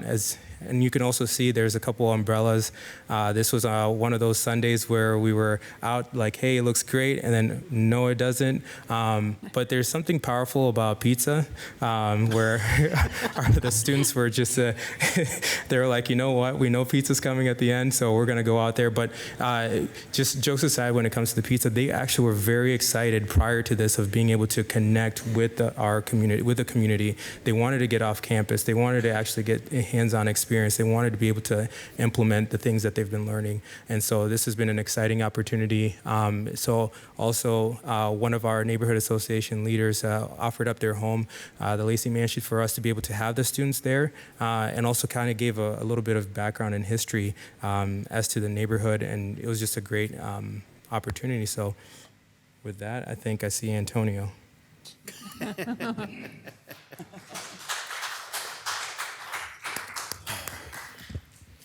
This is the work that we get to do. There's something very special about this idea of engagement, about knocking on a neighbor's door and getting to meet them in person and humanizing that interaction to say, I see you and I hear you. And this is what we get to do. So let's talk about the future as we wrap up here. As we mentioned yesterday, we really want to lean into this idea of addressing community problems and truly having those who are being impacted the most by the problems a part of the solution. We say often that we want to invite different people to the table, but we like to co-create a brand new table together so that all people within our community can take full responsibility of the solution. We are leaning into a universal application. When we talk about this idea of accessibility, right now there's so many entryways to get connected to resources within the city. And in some cases, entryway B is not always talking to entryway T, right?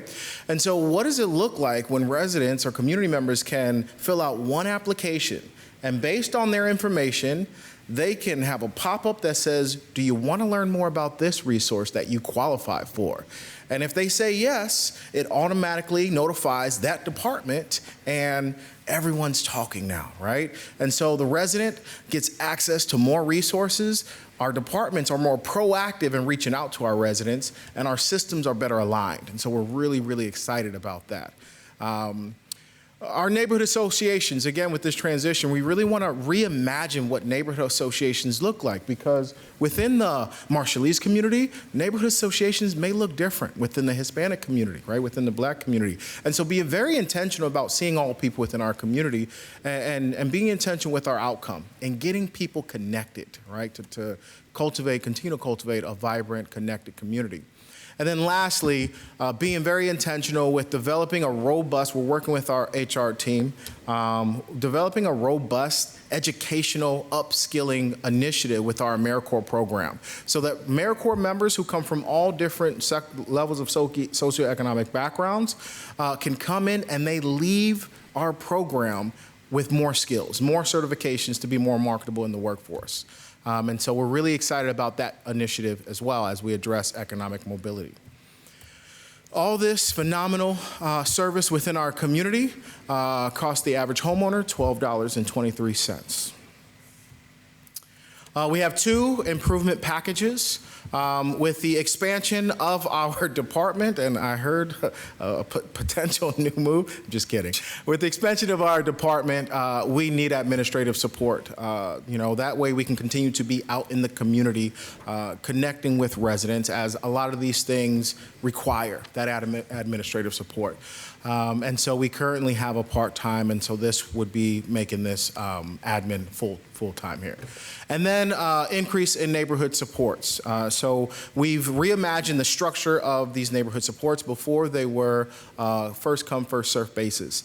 And then we found out that we ran out of funds fairly quickly. And that didn't leave room for new associations or brand new people within our community to activate certain ideas. And so we're looking at how we can invest in maybe a quarterly system where we can evaluate the grants that come in based on community data and needs. We can make approvals from there. That way that those funds are responsibly managed throughout the fiscal year. And that is a non-reoccurring. And so we talk about our KPIs as it relates to supporting youth development, key foundational skills necessary to navigate challenges and enhance well-being and succeed academically and beyond. Again, as Sarah mentioned, we did have, a hiccup with our AmeriCorps, but I believe Sarah mentioned that we are at the highest of our recruitment this year, and that speaks to us being a resilient community. Again, going to those number of teens served, again, looking very hopeful with these KPIs. And then lastly, we will definitely readjust our targets because our community service coordinator definitely showed out this year. And so definitely exceeded all expectations as we continue to move forward. She told me the number. They said, what? We need to readjust these targets. She's like, I've been working. But it just goes to show, again, the systems that are being built within our community, the passion behind volunteerism and infrastructure within our community, and us seeing those upward trends. So I'm really excited about that as well. And so with that, I want to say again, thank you so much for your support. Thank you for believing in this work, and we are here for all questions. All right. Well, thank you very much. Antonio, Braden, Miranda, Brittany, Sarah, and Temwa for all your presentations. So we'll take some public input now on, yes, please. We also have Stephanie. She's on our team. She's here in Corinne. Oh, yeah, excellent. Thank you. Thank you They very weren't much, here, Stephanie. but, inclusion is everything, right? All right. Well, we'll go to public input first. So do we have any public input about the Community Impact Department budget this evening? I'm Brooklyn Williams, 250 West 6th Street, apartment 501. I'm here again speaking for you guys. October 2019, I arrived on Troy's bus to Dubuque. Found out it has a slogan called Masterpiece of the Mississippi. Every time I come here, I see another facet of what that really means. Community impact reaches so many areas, so many sides. We don't want to lose that gem out of our masterpiece. With that, I'm done. Thank you, Brooklyn, for your comments. I will ask just to keep it consistent, let's not clap for public input, okay? If we could, because just to keep consistency across the board of everything. Yeah, even though you're coming, I know. So just you can silently clap and smile to yourself, please. Thank you. And thank you for the time to speak. I'm Cindy Raker. I'm with the Almost Home Open Closet, and I'm the coordinator in Dubuque. It's at 1276 White Street, not far from the courthouse. And I can't say enough about Brittany and the totals. All the totals they had up there, we're not in it. A lot of the organizations aren't in it. We have nearly 3,000 hours. We're one of the top in the city for volunteer hours. And I can't say enough about this program. I got a list here first, but we're only open 9 hours a week for restocking. Imagine 3,000 hours crammed into those 9 hours, and plus the 2 open closets a month. When they send me people, it brings in diversity. It brings in the diversity of age, race, gender, and abilities and disabilities. I mean, you're not just people like me that are over 60. It's all everybody. It's wonderful. And just watching my volunteers embrace it, and they're just so welcoming. And the people that come in, they have a willing attitude, and they're highly productive. I haven't had a bad person. I mean, it was just interesting. I kept saying, are you hand-picking people for me? This is just wonderful. And then we've been able to adjust for any disabilities so far. And then again, like I said, I can't express enough how much we appreciate this program and the fact that people come back multiple times. You know, they're just, because we're only open 3 hours a day, they may come back 2 days or 3 days, and they may go into other businesses in the area to get their hours. But it's just interesting. They just fall in love with our workers, and I really appreciate them. Thank you, Cindy, for your comments. Hello, I'm Robin Kennecker with the Point Neighborhood Association. I'm also the secretary, and at our association, we have a blast. If any of you have attended any of our events, you know it's a lot of fun. And I want to tell you that we do have regular meetings every single month, pretty much, except for July, because that's usually the 4th of July. Everybody's just gone in July or doing their other events with their families. But we have regular meetings, we have guest speakers, sometimes more than one, maybe 3 or 4. We have hot dog night, we have National Night Out. We go through carrying baskets for different organizations in Dubuque. We also do a Christmas social gathering for anybody who wants to come. We have bingo night, which is very famous. About 80 to 90 people show up every time we have bingo. And all this is supported by the grants that you folks so kindly give to us to use for these different events. We apply for 6 to 7 grants per year, and normally we get them. We don't know what's going to happen this year with everybody else joining in the basket, which is kind of fun to have. And we plan to hopefully attend their events too, and they're always welcome to attend our events. You get a chance, usually it's the first Tuesday of every month, is when we have our events, 6:30 to 8:30, up at Holy Trinity Catholic Church on Romberg. So come up and visit us, and you're welcome, and it's a lot of fun. Don't miss out. All right, well, thank you, Robin, for your comments. Hello, I am Derica Williams, and my address is 2633 University here in Dubuque. I've been here for about 30 years. I moved to a new resident last May because I needed more space for my in-home childcare. It was great at first. I had 3 toilets, and that was a great thing until they all started running and having a running problem. Before I knew it, I was faced with a high water bill due to issues that were out of my control. Each time one toilet was fixed, another one would begin running. I dealt with the situation up until now, and it's finally been resolved. During this time, the Community Impact Program helped me through the volunteer program. Their support helped me catch up on my water bill and prevented my water from being disconnected.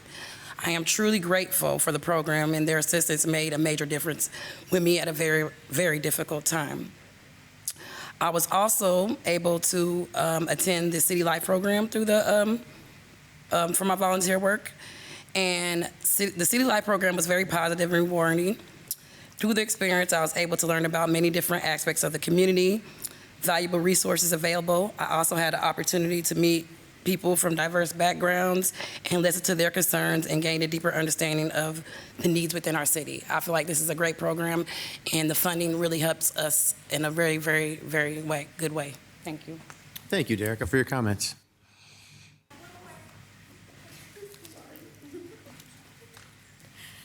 Hello, and thank you for having me. My name is Ashley. I was introduced to this program by Miranda. It also helped me with the water bill that kind of fell behind because I got laid off. I got COVID, couldn't go back to work for some time. So it helped me with that. And it also, which is my favorite part, helped me meet new people. Through volunteering in the community, I was able to come across a group called Moms Connect. I am new here from Chicago. I've only been here, I think this is like my 2nd or my 3rd year here in Dubuque. And this is the most interaction I've had with people since I've been here. I've got to meet other moms. The kids get to come and meet other children and get to play. We get to drop them off. Moms go have mom time, let their hair down, have a nice little meal. The kids eat a meal as well. We cover different topics in the mom group upstairs where the moms are, such as like resources in the community, ways we can come together to help each other. Sometimes it kind of gets off topic and we just not lollygag, but get to know each other a little bit better because there's new faces always coming, offer support. just get to know different people in the community. I don't feel so alone anymore. I actually feel a part of my community. I know a few people. I'm a little bit more comfortable. And I'm way more comfortable with my kids being out in the community because we have met so many different people through this program. So please keep it around. It's very impactful. It has helped a lot, and I am really enjoying it. Thank you. Well, thank you, Ashley, for your comments.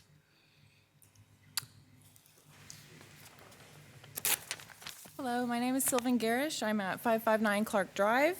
I recently participated in City Life. I see a good percentage of our class showed up tonight. I feel like that's one of the biggest testaments to the program, and Tenwa and all of the work that he has put into this.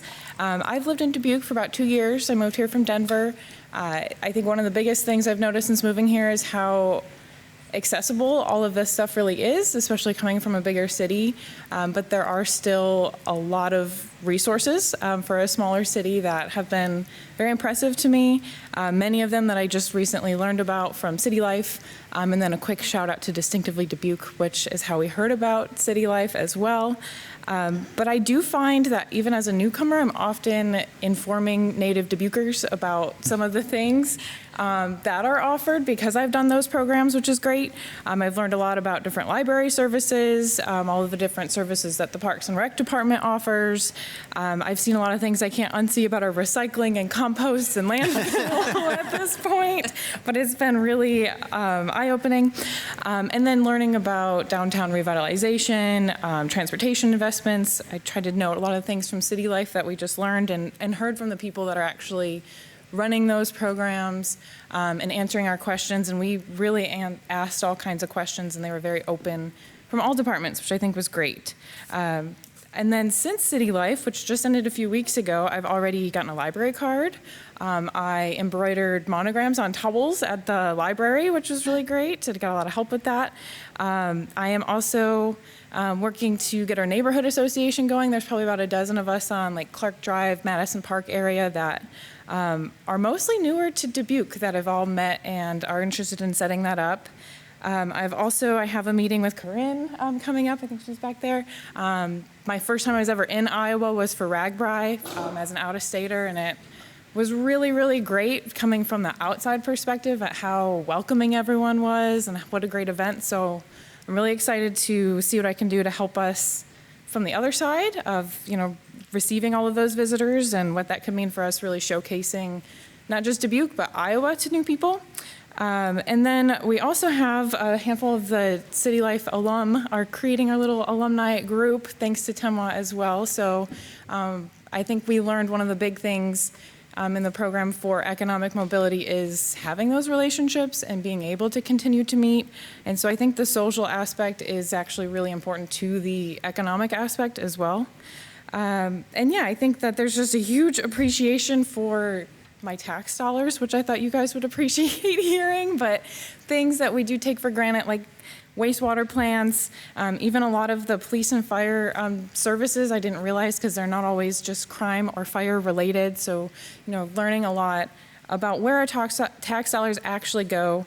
And then because it's for their department, I have to shout out because Antonio, Corinne, and Tenwa were also really integral to our experience. And I just think that, the funding for this program is phenomenal. It sets Dubuque apart, and it makes outsiders able to kind of get involved and meet people and feel like we can do things. So can't say enough good things about it.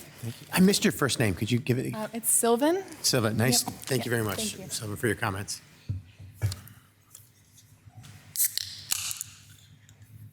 Hello, I'm Taylor, and I moved here I'm from the Langworthy neighborhood at 1075 West 3rd.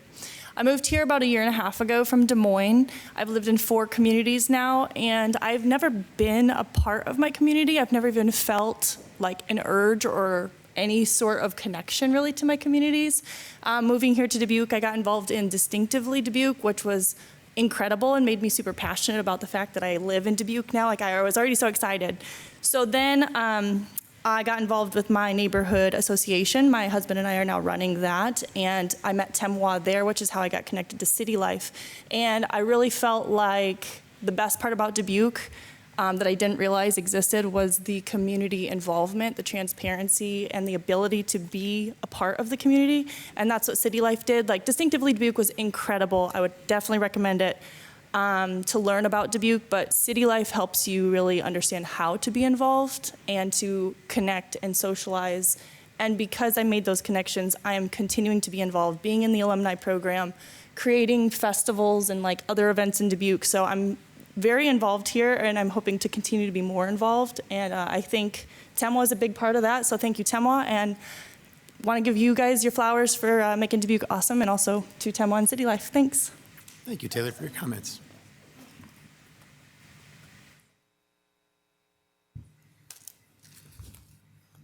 Hi, good evening. As a public health student research intern for Loras College, I was able to shadow the Dubuque County Public Health Department firsthand and witness how the county government supports its citizens in various ways. I got the opportunity to meet many people, including Mary Rose, Kathy Dolter, Stacy Killian, and representatives from the Iowa Environmental Council, and more. After this experience, it broadened my understanding of how different departments interact with each other to support its citizens. I felt that I should not be the only person who are able to do these things. And in order for people who live in an environment to care about the community, there needs to be a sense of connection. The City Life program did exactly that. This program is very beneficial to the city because it created a platform for the public to get to understand and know about how the systems work that makes this city so great. On top of that, it creates more trust and transparency. There are a lot of people who generally may not trust or think that the government or organizations around them actually care about them. This program directly addressed that piece of connection that Dubuque critically needs so that interventions that are made to help the general public are efficient, and so that there's an understanding of why these interventions are happening. My name is Jeremiah Allen. I will be graduating with a degree in public health in about a week, and one of the things that I found in my research is that in order for community interventions to work, whether it's from a health aspect or from a public service aspect, that the people who live in the community have to give effort. Public health is not a systematic issue, it's a community health issue. COVID was a great example of that. This program creates a platform for people to ask questions to different organizations and departments that function around the city and overall feel connected. There are a lot of people who are curious and a lot of people who do not know where to go to ask these questions. Tim Waugh did an amazing job at creating positive energy and creating a funny and really fine, positive way that got everyone in an interactive mood. Every single meeting, every single time, it was undeniable. Tim Waugh is great. If this program was to grow, it would benefit the entire city because it would help people who live here have a better understanding of the organizations and department around them. Thank you. Thank you, Jeremiah, for your comments. Any others for the Community Impact Department?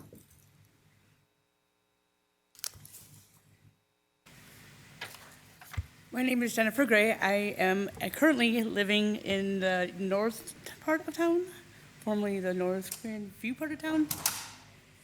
I was also part of City Life. My favorite thing was actually being where you guys are all sitting, learning. But my thing is I would like actually to maybe someday, part of City Life, shadow one of you guys through your day so we can all learn more sometime. It was actually a fun experience, otherwise. Thank you. Thank you, Jennifer, for your comments.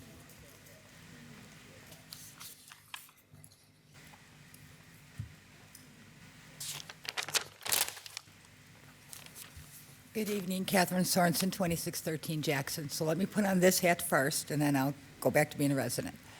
I'm here about the neighborhood grants. So I represent North End Association. I am currently the recently elected VP. So these grants are so important. We're restructuring how we're doing things, and within the last couple of years, we're actually utilizing the grants. So we have our April event was this past Sunday, which is our Family Fun Day. If the weather would be nicer, we would have more people. But the kids, the teenagers in the park were very happy. They were playing basketball and came in for sandwiches and chips a few times, and they chatted with us. So bingo was a success. We've done our Halloween event twice. The first year was fantastic. The second year, we would have wished for a little bit better weather. Again, we're working around weather conditions and trying to figure out how does that work for us. Nowhere near where some of your neighborhood grants are going and the neighborhood organizations, but we're getting there.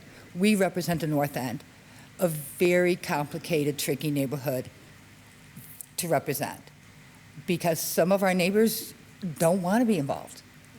Some of our neighbors, we're getting them out to our meetings, but we can't get them out to our events. So we brainstorm once a month and we're trying to figure out what does that look like for us. We have Comiskey Park, we have neighborhood nights out, and where do we go from there? But the grants are so important to us because it allows us to host an event, provide the resources that we need to provide, which is usually food. Everybody says pizza, we provide food. In some sort of raffle or bingo event or something, people come out for free stuff. We all know that. We're just looking at how to do it. So we really appreciate those grants. And about 2 years ago is when they tapped me into it and they said, look, I was going to the meetings and they said, we can do this. So I volunteered to do the Halloween event and it was fun. We do a balloon arch. We set it up the night before. Any volunteers for this year, please let me know. I will email you personally. It takes us about 3 hours just to get our arches up. We take all those balloons. Last year, we gave them the Cozy Corner for a week. So they had everything they needed for Halloween for a week, and they truly, truly enjoyed it. We didn't know what else to do. We were like, well, we're not going to break this stuff. It was paid for. We have to figure out where we're going to put this stuff at. So it was good. It was fun. And free candy, and we asked the fire department to come out and the police department, and the police department always shows up. Any idea on how to get the fire department? We would love to know. We can't get them out. So that hat is off now. I am no longer speaking as a representative of the North End Neighborhood Association. I'm speaking as a resident. And very quickly, because you guys know I don't stay late. There's been mention, I am hoping that without the tax levy, that will balance out our budget, that our revenues are more than our expenses. I don't know what that looks like right now. I have not been able to run the numbers today. I've been a little bit busy. There was mention of the enterprise funds and saying, well, that's how we've always done it.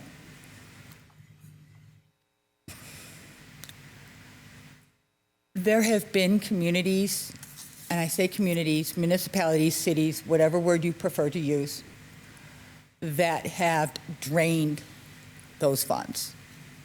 They borrow from the water fund to meet fiscal responsibility. They borrow from the water fund to balance off. They borrow or use the money because, hey, we need to make it until the property taxes come in.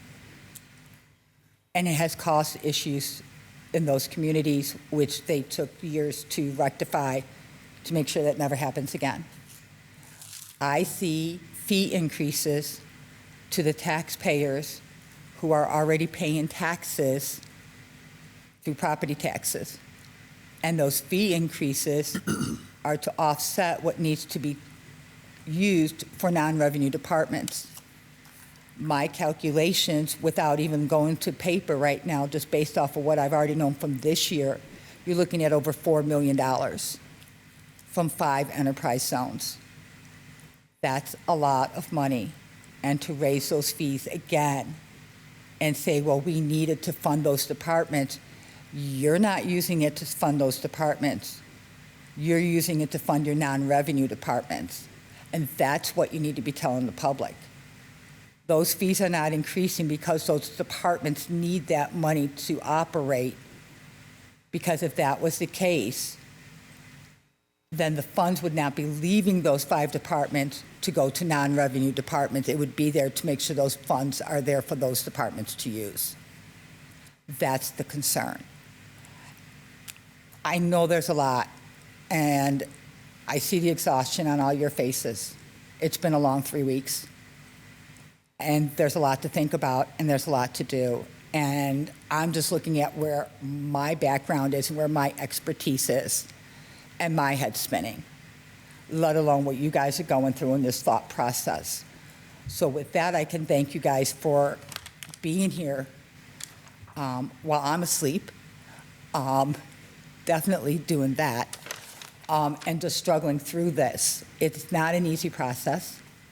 I wish it was easier. I wish it was more easier to read and understand. It's very complicated. It's almost like a pyramid to try to find things and locate things. I'm not used to that. I can pull up plenty of budgets within cities, municipalities, and not have to dig the way I have to dig. So I give you guys the greatest amount of credit to doing that.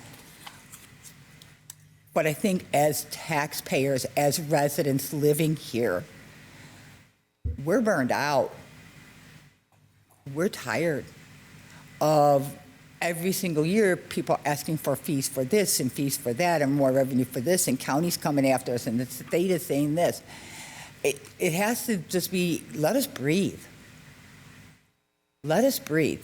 Give us a chance to not have to constantly see more fees increases and more of this and more of that. I mean, it's hard, I get it, but you do, and I will always say this. If it means taking a little, you know, if you're looking at hey, we need to balance off and we need to figure out $1 million, you have a reserve fund. I understand you might need that in the future, but in the future you're going to have more money coming in anyway. So taking $1 million out of a reserve fund to help offset some things to give us a little bit more breathing room, it's not going to break you. You're not going to go in debt for that. Your debt is your bond obligations and your TIF funds. Have a good night, everyone. Thank you, Catherine, for your comments.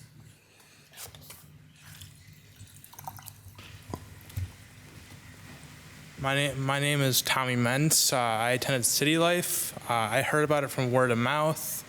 And basically, I went into it knowing nothing about it, just a community event. I was like, I want to attend, see what it's about. So with that being said, I showed up. The only person I knew was Temwa and Antonio. So then I was sat at a table, I'm I don't know any of these people. But then, Temwa being as cheerful and excited as he has us all get into a big circle and he tells us exactly what to do. It's you're getting to know everybody. And it's you would never expect that at a community event. It's usually you sit in front of a table, you listen to speakers, but him and Antonio made it a really fun event, really lively, get that connection built. So then you are in a space where you're I know these people. I'm connected with this person because they bake or they build things, so on like that. And then also with that being said, how many people in the group, some may already know, but a lot of them, we didn't know all the background processes people in the city did. We didn't know for the water plant, for the trash, all those different processes. They're big parts of the city, but we had no idea how big those are. So I just think the City Light program was great, and if it can keep growing the way it has, it'll be great. Thank you. Thank you, Tommy, for your comments. All right, anybody else in here? Not seeing any more in here. Okay, anybody virtually? All right, okay. Well, thank you, everybody, for your public input. We really appreciate hearing all that feedback. Now we'll bring it back to us for some discussion here. Any questions we might have? Don't be shy. Ms. Wethel. I think I just wanted to talk about it's on page 46, 2 of 2. It's the improvement package for the funding of the Neighborhood Association support grants.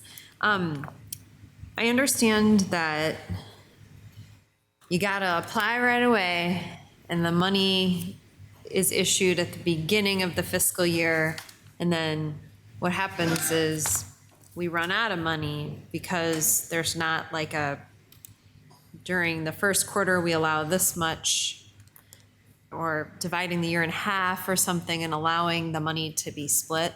And I just wanted some feedback on what that's like, because I've heard it from a couple of different neighborhood associations with projects that they would hope to do, and then they realize the grant, and there's only so much money. But I didn't know if a rhythm in which we gave so much out quarterly or every 6 months or something. I was curious about that. Yeah, so great question. Thank you for your question.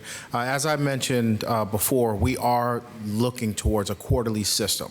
We noticed that funds were all encumbered within the first few months. And again, that didn't allow room for innovation, for new residents to come in. And so we've reimagined a new system going into this next fiscal year to where 4 quarters of the year, we will evaluate grant funding. And again, based on community needs, all the things, we'll make decisions based on that. It's also a balance because the communication is important because some neighborhoods are more established than others. And when you're talking about planning community events, it's more beneficial for people to know as soon as possible if they have the funding support available so they can start the outreach and the engagement. And so we have began to develop a very robust quarterly system so that we can ensure that there's funds available and throughout the fiscal year. And we're communicating, we've already communicated that strategy with our neighborhood associations at our quarterly meeting, and they loved it. And so we're excited about the new fiscal year and how those funds are going to look. It's a great problem to have. It's a great problem to have. Thank you. Thank you. Did I see you go, Mr. Taylor? Yeah. You mentioned briefly about if you could walk me through this process of when somebody comes in crisis or in need, hooking them up with, I think somebody said there's 700 different nonprofits, and what that program looks like, or that system, fixed operation you have that accomplishes this. Definitely.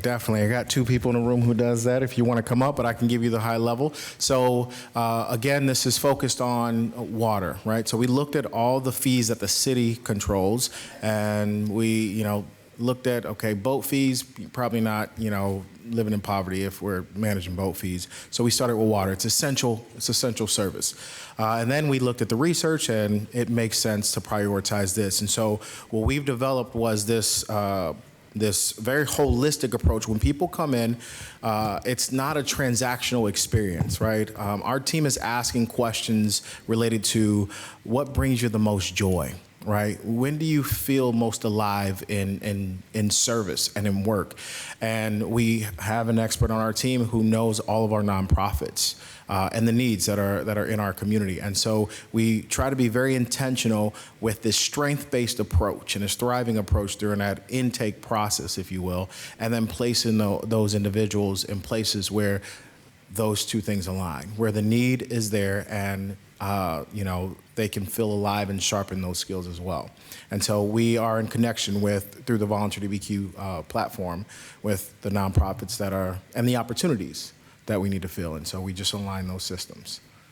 I don't know if you want to add. Okay. I got that right. Well, that's great. And also, you've mentioned several times about, being co-creators with the people you're helping. Could you give me an example of like a major breakthrough that maybe you had with somebody within the community or an organization? You just threw me alley-oop. I'll give you a great example.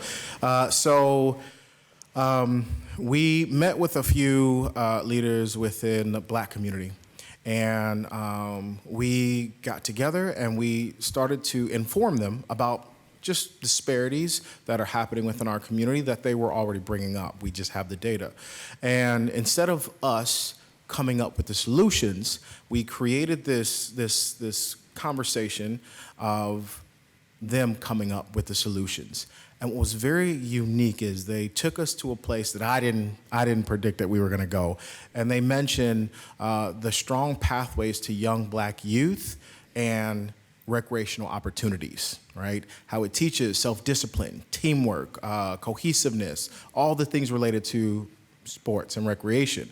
And what we found out through that conversation that they led was social capital was not there. They had no clue about local government. They had no clue who you amazing people are, who the Parks and Rec director was, or the opportunities that were even available in our community. And so a huge shout out to Matt, if you're watching this.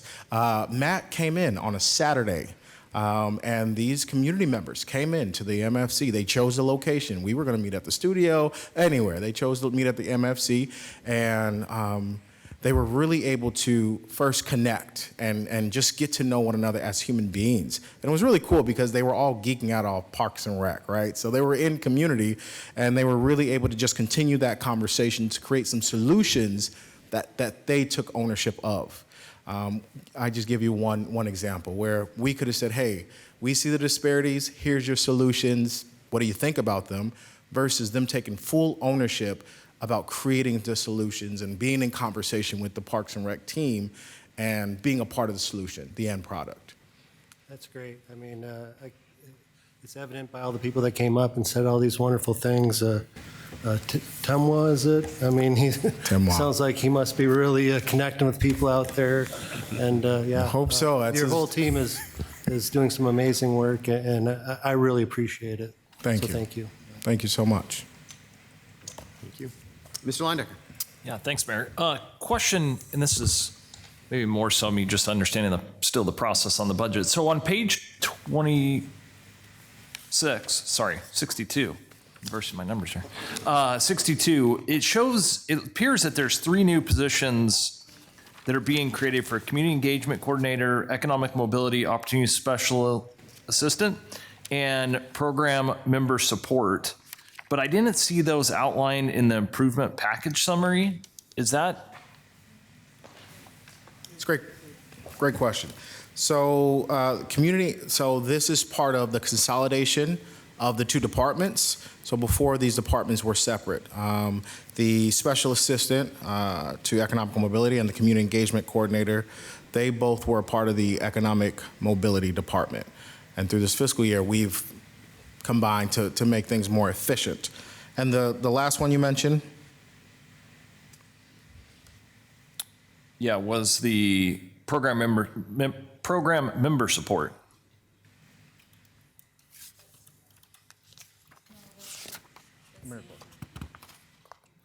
That's for the improvement package. So that's for our to make our admin full-time. So it looks like those numbers are different. I think it was 36 versus 42, 43 versus 36. That's why I thought it was separate.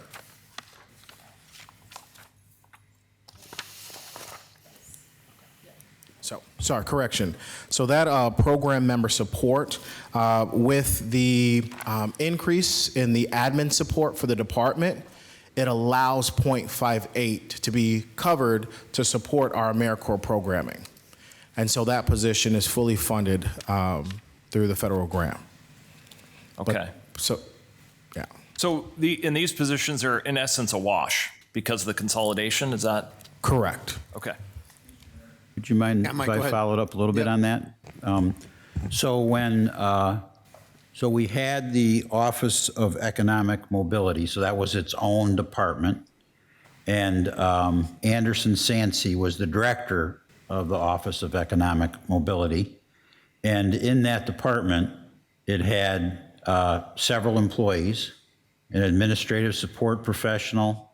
It had a community engagement, which is Temwa now, but he was in that department at that time. It had Corinne in that department at that time in her grant-funded position, and it had one other position. What was? Braden. Oh, yeah, I'm sorry. So, yeah, Braden, our data analyst. And so when Anderson Sansey, the director of that department, applied for the vacant position in Director of Strategic Partnerships in the city manager's office, and then he got the job, we evaluated that position, that director's position, and we eliminated it. And when we eliminated it, we eliminated the department. However, there was still a lot of duties that had to be accomplished. So we transferred the administrative support professional position to the information technology department. And that position supports 3 different departments in administrative support. We transferred the data analyst from that department, which no longer existed, to the information technology department. And now that data analyst position supports basically every department in the city when they need data analytics. and we transferred Temwa's position to the Community Impact Department and changed the title, now called Community Impact and Neighborhood Support, because that's a main role of Temwa's community engagement position, is to support the neighborhoods. And the grant-funded position that Corinne is in, the economic mobility position, we transferred that to the Community Impact Department. So you would see 2 new positions in the Community Impact Department and 2 new positions in the Information Technology Department, but you won't see all 5 of the positions in any department because we eliminated the director's job. So we saved, in round numbers, about $125,000 a year from the budget by eliminating a department and taking the other things which still need to be accomplished and putting them in other departments. Okay, thank you. I appreciate that detail. That was a much better answer than mine. Thank you. Thank you. So you mentioned that water, you really are aiming on helping with water, and there was a comment it would be awesome if heat and electric bills could be handled the same way. Now, you're still recommending they talk to people about LIHEAP, right? And the Alliant Hometown Care Energy Fund. You guys can still talk about those things and direct them there. Yes, yes. So we are very intentional with directing our community members of other resources that can address those barriers. All right, thank you. And I just wanted to mention that, so our little family has lived in 6 different places in Dubuque. And our favorite spot was because we were in the Langworthy Association at 375 Alpine Street. And that was our favorite because we knew people. It's not just a house. We know those people in the house. They get together, and there were these personalities. So these homes that we would walk by, they all had personalities living inside that we knew. And so it really helps. And we were surprised. I remember I handed out shirts. I was so excited, and they had the picture of their homes on the T-shirt so that you knew when you're looking at somebody, oh, they live in that house that we all see. And that was helpful too. So, I mean, there's lots of different ways to break ice and talk to people. But again, the neighborhood association, it sounds like you're on it and helping folks. They're very important for everybody. So yeah, I'm glad that you're looking to expand that. I do like it when you bring a party to a certain park. We have 50 parks plus. And if we have a party and invite the neighbors and your guys are hosts, but they get to talk to each other and all that, I think that's a great idea. So thanks for all that. Thank you, Mr. Mayor. Mm-hmm. Mr. Sprank? Thank you, Mr. Mayor. Antonio, excuse me. I just want to say how appreciative I am of your department, of how this department brings vibrancy to our neighborhoods, particularly my neighborhoods, because any bit of attention and color and energy that comes to my neighborhood is much appreciated. So thank you for all that you guys are doing. Thank you. Thank you. All right. Well, what a fantastic discussion tonight.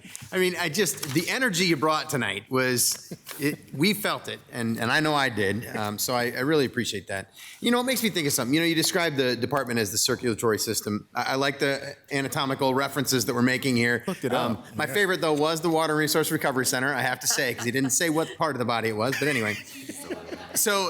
But let me just, in all seriousness, you know, we talk a lot about, in this room, during this budget, about the things that we have to build. And we talk a lot about the things that you have to have in a city, and there's a lot of discussion about roads, there's a lot of discussion about infrastructure. Tomorrow night, we're gonna be talking about police and fire, those really important basic things you have to have in a city. But I've said over and over again, you know, you can build all these things, but if you're not building community, you don't have a very good place to live. And what you all just described to us tonight is this is not just money you're throwing at something so we can just feel good. That's not what it is. We are building a community that people want to live in. And what we heard tonight in the description of that, I am so thankful for. So thank you to everybody who spoke up about what that means to build community. I just want to mention a couple things that I love, and then I do have a couple of questions. I love the volunteer Dubuque and college collaboration. Brittany, that was a great description, and we've been talking a lot about colleges, how we connect with our college students who are here. I appreciate Jeremiah from Loris. I appreciate hearing from you tonight. You know, that type of connection, I think, is essential, and to be able to build that is fantastic. The Adopt a Spot. I can't tell you how many times somebody has asked me to have some sort of a program like this where we can do things to clean things up, and especially this time of year when everybody can just like see all the trash because none of the leaves are there and all that, and it's a great opportunity to be able to do it. I want to see a neighborhood association in every single neighborhood in Dubuque. I think it could be the best thing that we could do. It doesn't actually cost any money to do it either. There's no cost to just start your own neighborhood association. So do it. Have a neighborhood association, and I think about where I grew up. I grew up over by Kennedy Elementary School when I was a kid, and that's where we had a good neighborhood. It was nice, but I didn't know all my neighbors. Like even to this day, I can't tell you who a lot of my neighbors were when I was growing up. Even in a neighborhood like that, it's an established place, been there for years and years and years. We'd love to see a neighborhood association in that way. So every single neighborhood, I encourage you to start your own neighborhood association. Talk to Temwa and get that started. I think it'd be a really great thing to do. So neighborhood association question. I think I asked this and I can't remember the answer, so I apologize. Do we have a full city neighborhood association event where all the neighborhood associations can get together at an event in the year and like meet each other? Is that something that we've done or considered? Not specific as far as an event. Like the National Night Out is an opportunity where all associations are invited to participate. But to your point, I guess it's conversation we've been having, and I think it was mentioned too, of how do we collaborate, more together. And so that's the direction we're looking. Because one thing Dubuque needs is more festivals and stuff outside. And I say that jokingly because I love the fact that we have so many of them. But I do think it'd be a great idea, to have these neighborhood associations who are the most active Dubuquers in a lot of ways getting together on an annual basis to understand what each other's doing, learn from each other. There's some neighborhood associations that do more than others. I think it'd be a really cool thing to have or mix into something else. So just a thought. Sorry, just going to add on that. So our neighborhood association workshops cater to that, also bring all the association leaders to have those conversations. So we actually have one tomorrow that's going to be from 3:30 until 5. But again, it's an opportunity for all the association leaders to meet together. We're going to talk about, we should have all the data collected from our University of Dubuque and Clark University students survey process that we can digest and kind of go over and just do a walk of like, here's what your neighbors are saying and here's what they're interested in. How can we leverage the data that we have to increase the engagement within our neighborhoods? And also just want to shout out as far as Taylor and Corey, they are bringing something pretty awesome this fall, and this was a great conversation we had also with other neighborhood associations outside of the city where we're collaborating and just like, hey, what's working out there? What can we bring here? That kind of thing. So excited about that. Great idea. Thank you for that. Yeah. All right. Last question from me here. So the Community Impact Service Program, I really appreciated the residents who spoke up about how that made a difference in their life. That was really great to hear. And do we have plans to expand this right now? Or are we still, you've called it a pilot program, so where are we at with that? So right now, we want to make sure that we're doing things and they're running smooth right now. And so that's where we're at. We want to make sure that we're working out all the kinks, the pilot's hit, and we're doing it right. And if there's a need, that could be a potential right now. We know there's a need, but we have to consider capacity as well. Miranda and Brittany are just one individuals meeting with our community members. And so it's ideally, we'd like to, but we also want to make sure we do things well. Sure, and that's great. I appreciate that answer. But if we were to expand it, am I hearing you correctly that the cost of that would be a personnel cost? We'd need to be able to expand the capacity to be able to do more of that. I think there's opportunities to, we also live in a nonprofit world, so we like to save money. I think there's opportunities for partnerships, and so we want to explore those as well. But yes, capacity would be something that we consider to maximize our efforts. Excellent.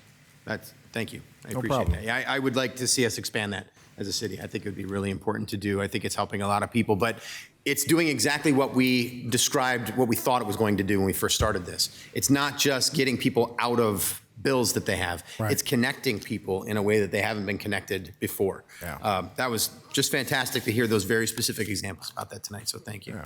Thank you. All right. I think we are good here, so thank you very much for the presentation. Thank you again to everybody who was able to speak up. So I do want to say, I know you mentioned you felt the energy. but I don't know if you've been introduced to our MFC director before.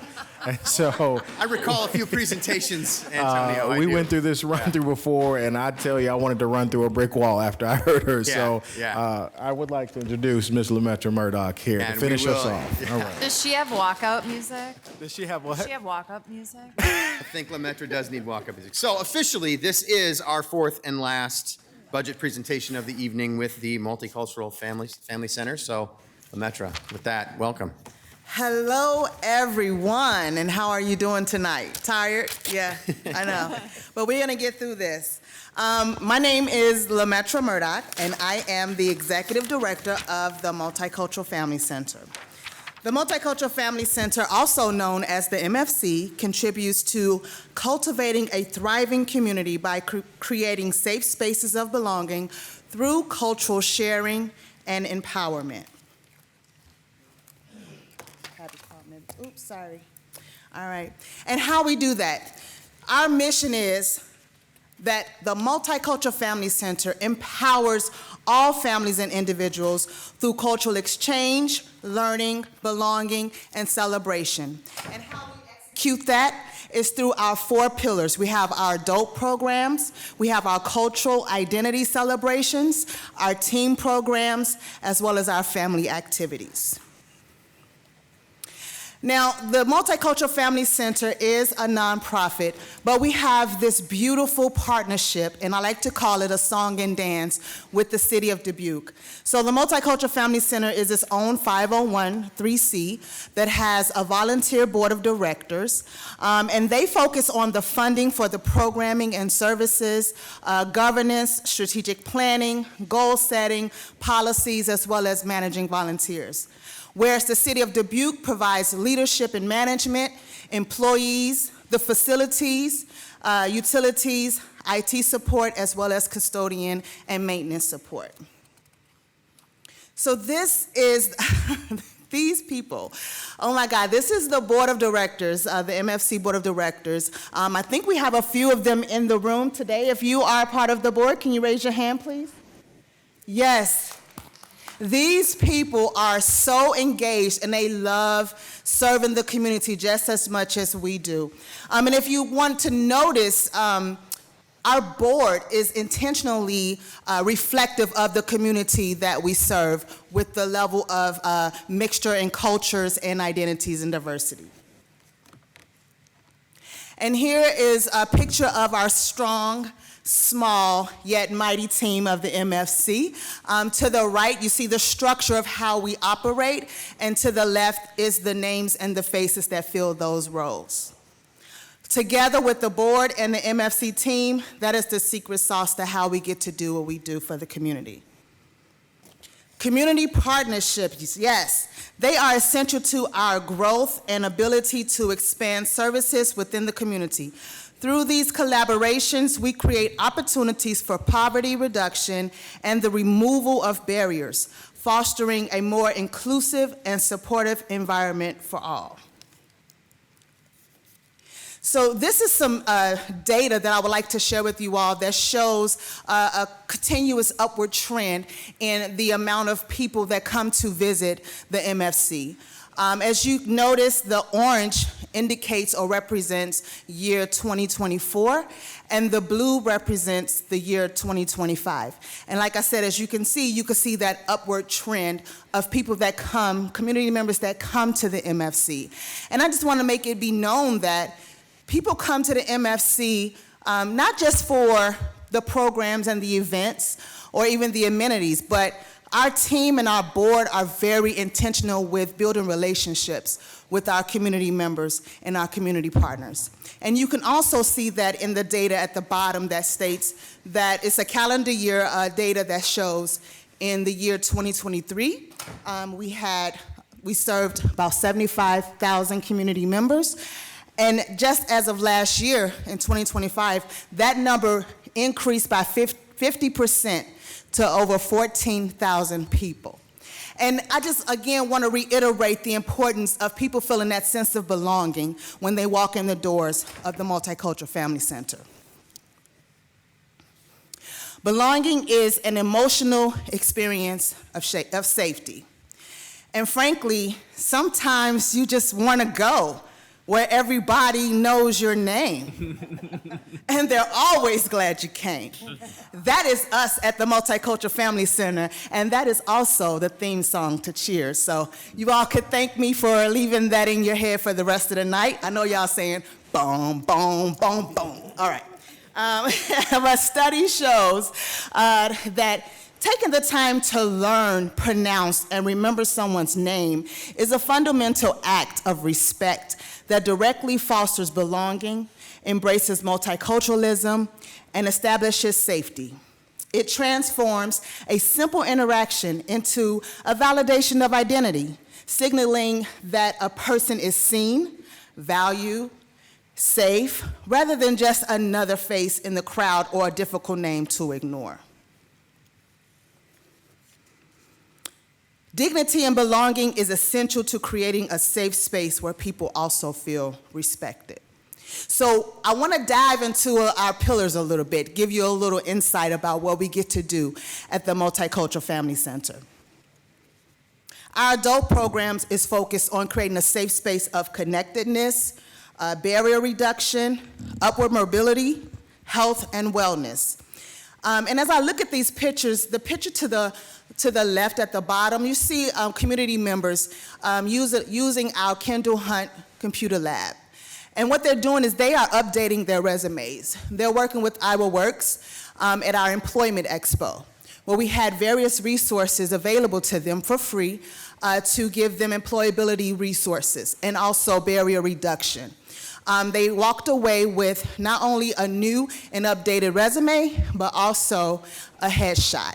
So each community member got to leave with documents that they need to get a job. But I can't ignore the picture that's next to it. As you see this gentleman getting his vitals checked by a personnel member from the Mercy One Hospital. For Black History Month, we focused on a wellness workshop that focused on African American health and the disparities that happen in our community. We offered free health care screenings, and we also offered free 10-minute private virtual sessions with a physician for each community member. We partner with various health and wellness organizations within the community. And as I look at this picture, I am reminded of a conversation or a statement that a gentleman shared with me towards the end of the event. He said, "I have lived in Dubuque for 50 years, and this is the first time I've ever experienced an event focused on health, specifically African American health and wellness. Today, I felt seen. I felt like I belonged." I know, right? It's amazing what we get to do. And our next pillar that we want to highlight is our family activities. With our family activities, we create a safe space for families to come together to enjoy community events with their loved ones. As you can see, we had, well, you all remember Easter, right? It was a very rainy and dreary day. And we planned to be out at the park. But I would say one thing about the Multicultural Family Center: we don't cancel events, we pivot. So we changed the event to being indoors, and families shared with us how appreciative they was that we did not cancel the event, but we still provided them with an opportunity to connect with their family, their loved ones, indoors at the Multicultural Family Center. At that event, we had over 350 people come and enjoy our event. But we not only provide those fun times, like Antonio said, we also look at the data and see what the needs are. And so if you could recall earlier this year, when families were affected by their SNAP benefits being cut off or decreased, and them just having struggles with feeding their families, our phenomenal board came together and applied for a grant with the Community Foundation for a food pantry. And we were awarded that grant, and the MFC now offers a food pantry bi-monthly at the end of the month for our community members to come and get resources when food gets low. And we were strategic with doing it at the end of the month because that is when families tend to run low and get a little desperate. And we wanted to be that safety net and that resource and that support for families. So we do that as well. So we want to also highlight another pillar, which is our cultural identities and community events. And this pillar right here just continues to teach me more and more about the diverse cultures that we have here in Dubuque. If you look to the left, the top left, you see this family, these children, they're holding the Colombian flag. I wish you all could smell pictures, because what was really happening in that picture was we had a cultural cooking class in the kitchen where we partnered with a local restaurant called At Poppy's. And they were in the kitchen cooking up Colombian meals with our community members, with their family, telling their stories, their history about how they came up with these dishes, and they gave the community an opportunity to also taste those dishes. So those are some of the things that we get to do. We also recently had Celebrate Africa, where we identified Africa for what it is, and it is a continent. And we broke it up into all the different countries, and each country was able to be identified by its own culture, traditions, food, fashion, language, all of the differences that make it a country and not make it their own country. And so Africa is not looked at as a country, but as a continent. We also have a new cultural event that's coming up, May 16th. May 16th at 10 a.m. May 16th at 10 a.m. to 2 a.m. at the Multicultural Family Center. We will be having our very first Indigenous Heritage Celebration, where the tribe, what is it called? The Meskwaki, yes, tribe will be coming to do dancing and storytelling and all of those fabulous cultural things with our community and for our community. Because one thing that we do at the Multicultural Family Center, we don't celebrate for, we celebrate with. And so we allow people to be themselves, to celebrate themselves, to bring their identity and their culture to the forefront, and we get to enjoy that with them. We also get to have the honor and privilege of sponsoring different cultural events within the community. Some like Marshallese Constitution Day. Another is our Pride Family Festival, as well as the Latinx Festival. And then we have our teen programming. And as Sarah Berner stated, we utilize and partner with our AmeriCorps members to expand those services where we focus on social emotional learning. We create a safe space of belonging and learning for our teens, as well as opportunity for them to develop their leadership skills and to gain exposure to new and exciting experiences. For our teen program, we serve grades 6 through 12. We offer teen night, just a safe space for kids to come after school to hang out. You know, they've been in school all day in a structured setting, and it's still structured at the MFC. However, we have games and snacks for them to enjoy with their friends.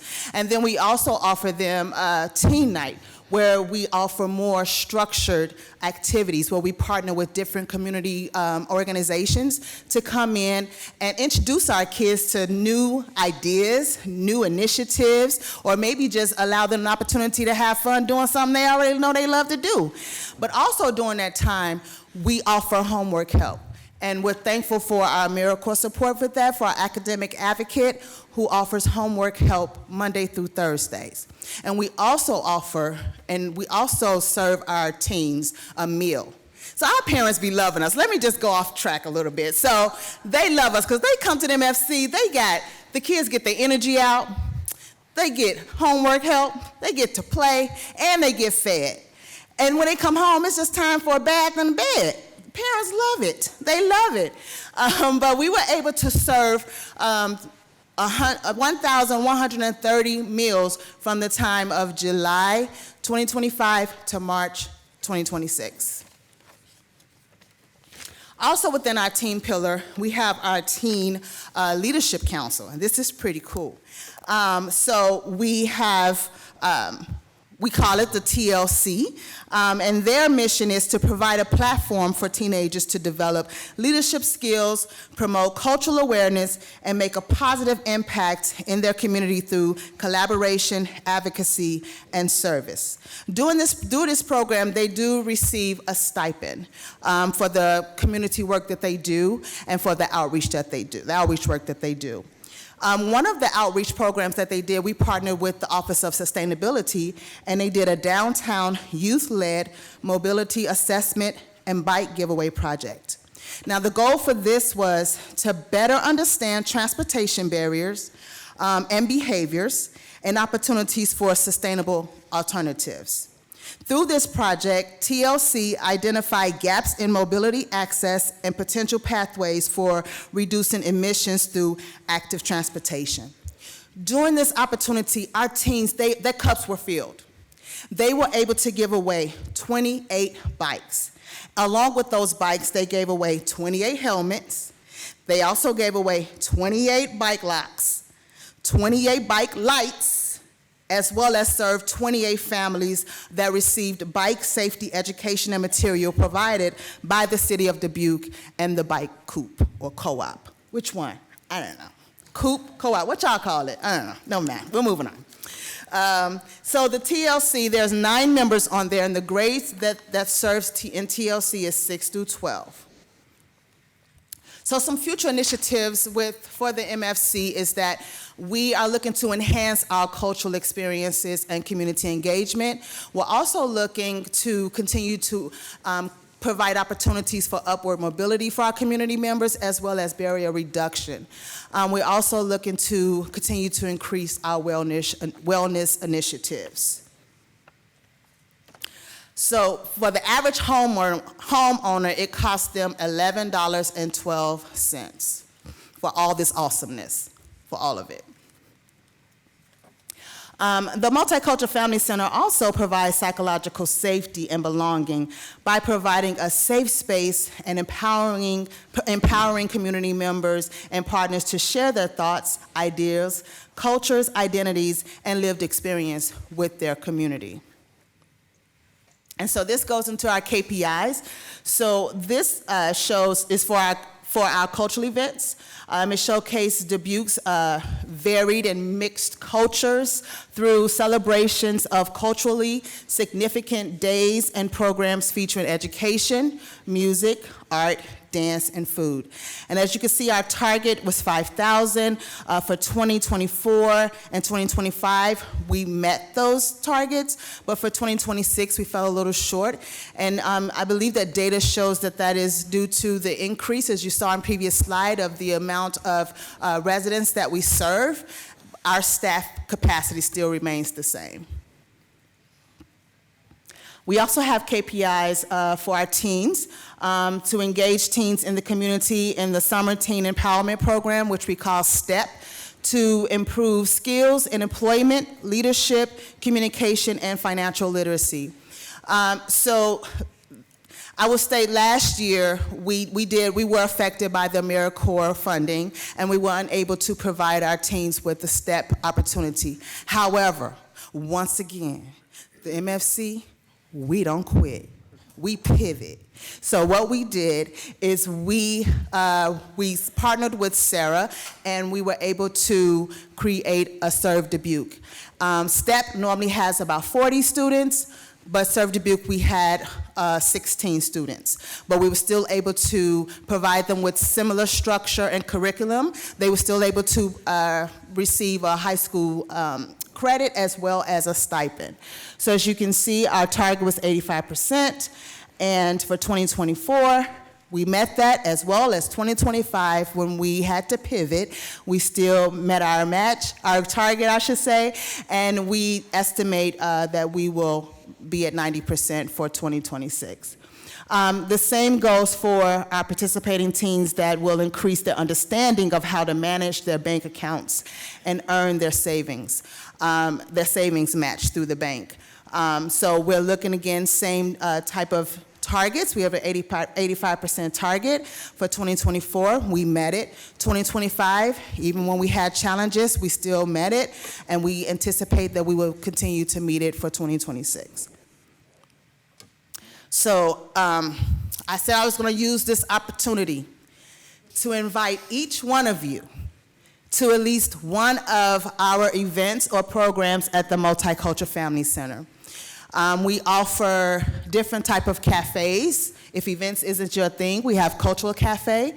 We have Spanish cafe, where you community members come together and they speak Spanish, all different types of levels, and just practice Spanish. We have our Veterans Cafe. We also have our Beyond the Pages book club. So we offer all these things free to the community. And again, May 16th, at 10 o'clock at the Multicultural Family Center, we will be having the Indigenous Heritage Celebration with the Muscogee tribe. I'm so excited. So I want to invite you all to come to experience the Multicultural Family Center, the connectedness that we have with the community and that we create for the community. The Multicultural Family Center is where we draw strength together and nurture the community's sense of safety and belonging in Dubuque. Thank you so much. Thank you, Lemetra. I really appreciate the presentation. Well, we'll go to public input first. So do we have any public input or comments on the Multicultural Family Center this evening?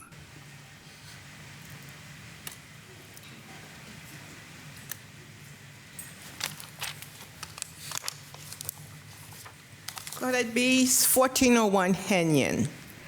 I've been on the board for a long time. And I think until they tell me to, they pull me off, I will be on the board. We do fantastic stuff. You really have to come and experience it. Thank you to our city manager who helps serve when we have the turkey giveaway. We appreciate that. We appreciate you. Thank you. And several of you I've seen in there. So keep coming. It's a wonderful place. If you love to read a book and come join us, okay? Just anything. We would love to have you. Thank you. Thank you, Claudette, for your comments.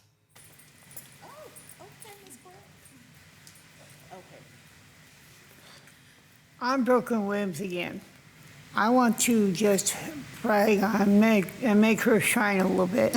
She is such an amazing person, such an amazing friend to this entire city. Don't ever lose this gym, ever. With that, I'm done. Oh, thank you. Thanks, Brooklyn, for your comments.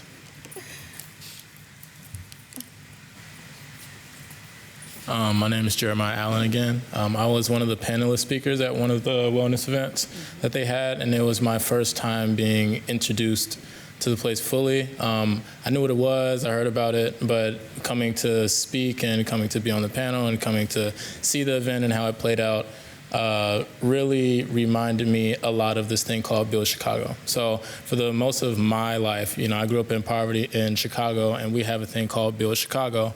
And Build Chicago is one of the things that is targeted towards the youth to kind of give people things to do. So a lot of times kids, when they get into mischief or they genuinely probably just don't have anything to do, their family might not have the money to go on trips or have fun, and something that they do is that they build these programs that help them be involved to actually care about their lives and their future and the things that they want to do, rather than just seeing, the conditions of their current life. The Multicultural Center does very similar things. And one of the biggest things that I like, even though it's small, is that I know they have it's like a projector screen, and they have where they can come in and play the Wii, or they can play different things. They have the computers, they have different areas and tables. I used to come in there and just study for school. I used to just walk in there and study for school.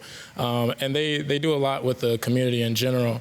And I think that this isn't, it's for the city, it's for the community, but it does more than just have these events. It kind of shows people who this isn't their current lives. They don't live like this, or they don't see these things on an everyday basis, that, hey, this is what the city does, or, hey, this is what we care about you. This is what we're doing. This is how we want to connect you. This is how we can fully, show you that you matter, Here are things and resources that we have that we can teach you.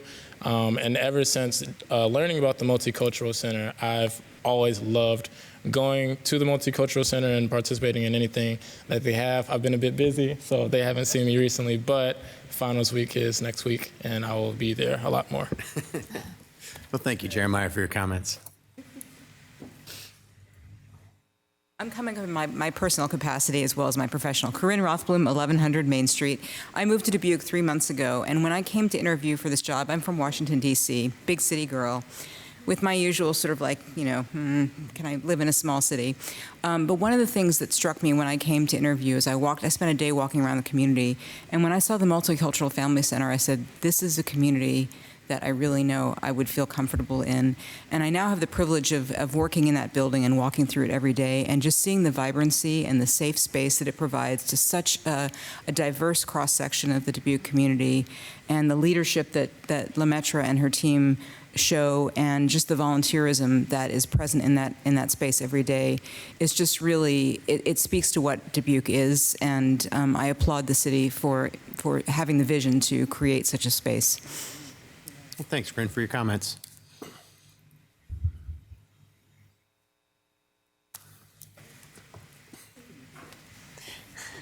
I just felt compelled to that. I needed to come share. Tim Perry. So I'm coming in the capacity as far as a community member. When speaking to the Multicultural Family Center, I moved to the city in 2009 from a random postcard. And so UD was Dubuque for me until I was actually invited over to the Multicultural Family Center, where I started getting really connected to the community, and that's where I felt that sense of belonging ever since. Always was volunteering, and actually the assistant director at the time was like, hey, we see you here all the time. Why don't you just make it official and become an official volunteer? And I was just like, I think I'm afraid of this commitment here. But she was like, well, you've been here all this many years, you might as well do it.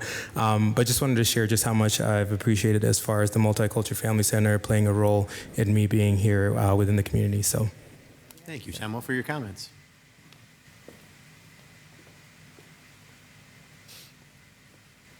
My name is Marlene Waller. I reside at 13322 Sherrill Road in Dubuque, and I've been on the board going on 12 years now.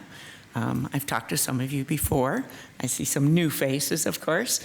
So I just want to share a little story. When I first came to the board, and I have a background in banking and accounting, and I'm retired from that now. But when I start looking at financials, as Mr. Leyendecker looks at them, I'm saying, how do we pay the bills? Who's paying the heat, light, water, salaries? I don't see any of this on the financials. Well, you folks have done that for us, the city. And that is so huge. And I'm chair of our development committee, so I and a team of people recruit donations and apply for grants, and that helps all of our programming. But we couldn't do it without you folks and helping us through all the maintenance and keeping the place going. We couldn't have a more lovely location. It is just beautiful, and it gets better every day. Thank you so much. Thank you, Marlene, for your comments. Anyone else this evening? All right, anybody virtually? All right, thank you. All right, I'll bring it back to us for discussion. Ms. Wethel. I said it earlier to the Human Rights Commission, but I think your board plays such a very unique role. When I learned more about that, I was just so impressed about the true commitment it takes to be a board member at the MFC. So thank you to all of those who have given their time, many of you for years, to do this work. It's so important and crucial for our community. Thank you. Thank you. Mr. Leyendecker first. Thanks, Mr. Mayor. I did have a question on the contract services. I've seen over the past 2 years, it's grown and it's scheduled to grow again. Is curious on what that is that we're contracting out for contract services. And two is there an opportunity to bring that in-house that we could do that instead of contracting outside for that?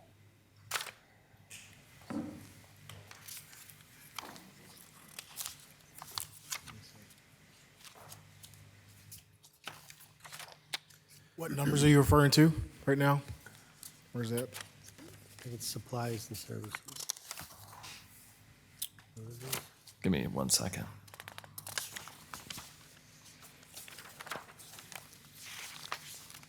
Maybe payments to other agency number 7, is that on page 68? Is that 79. Are you speaking about payments to other agencies? That's contraction. He's looking. Okay. Yeah.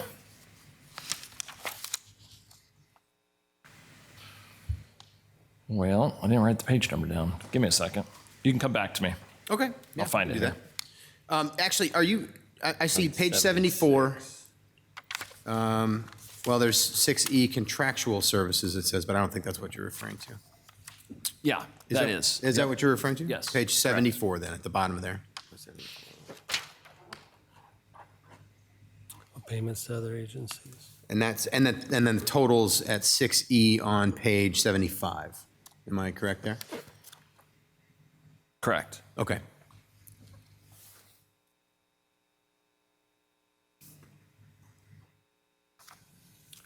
Big piece of that's IT recharges.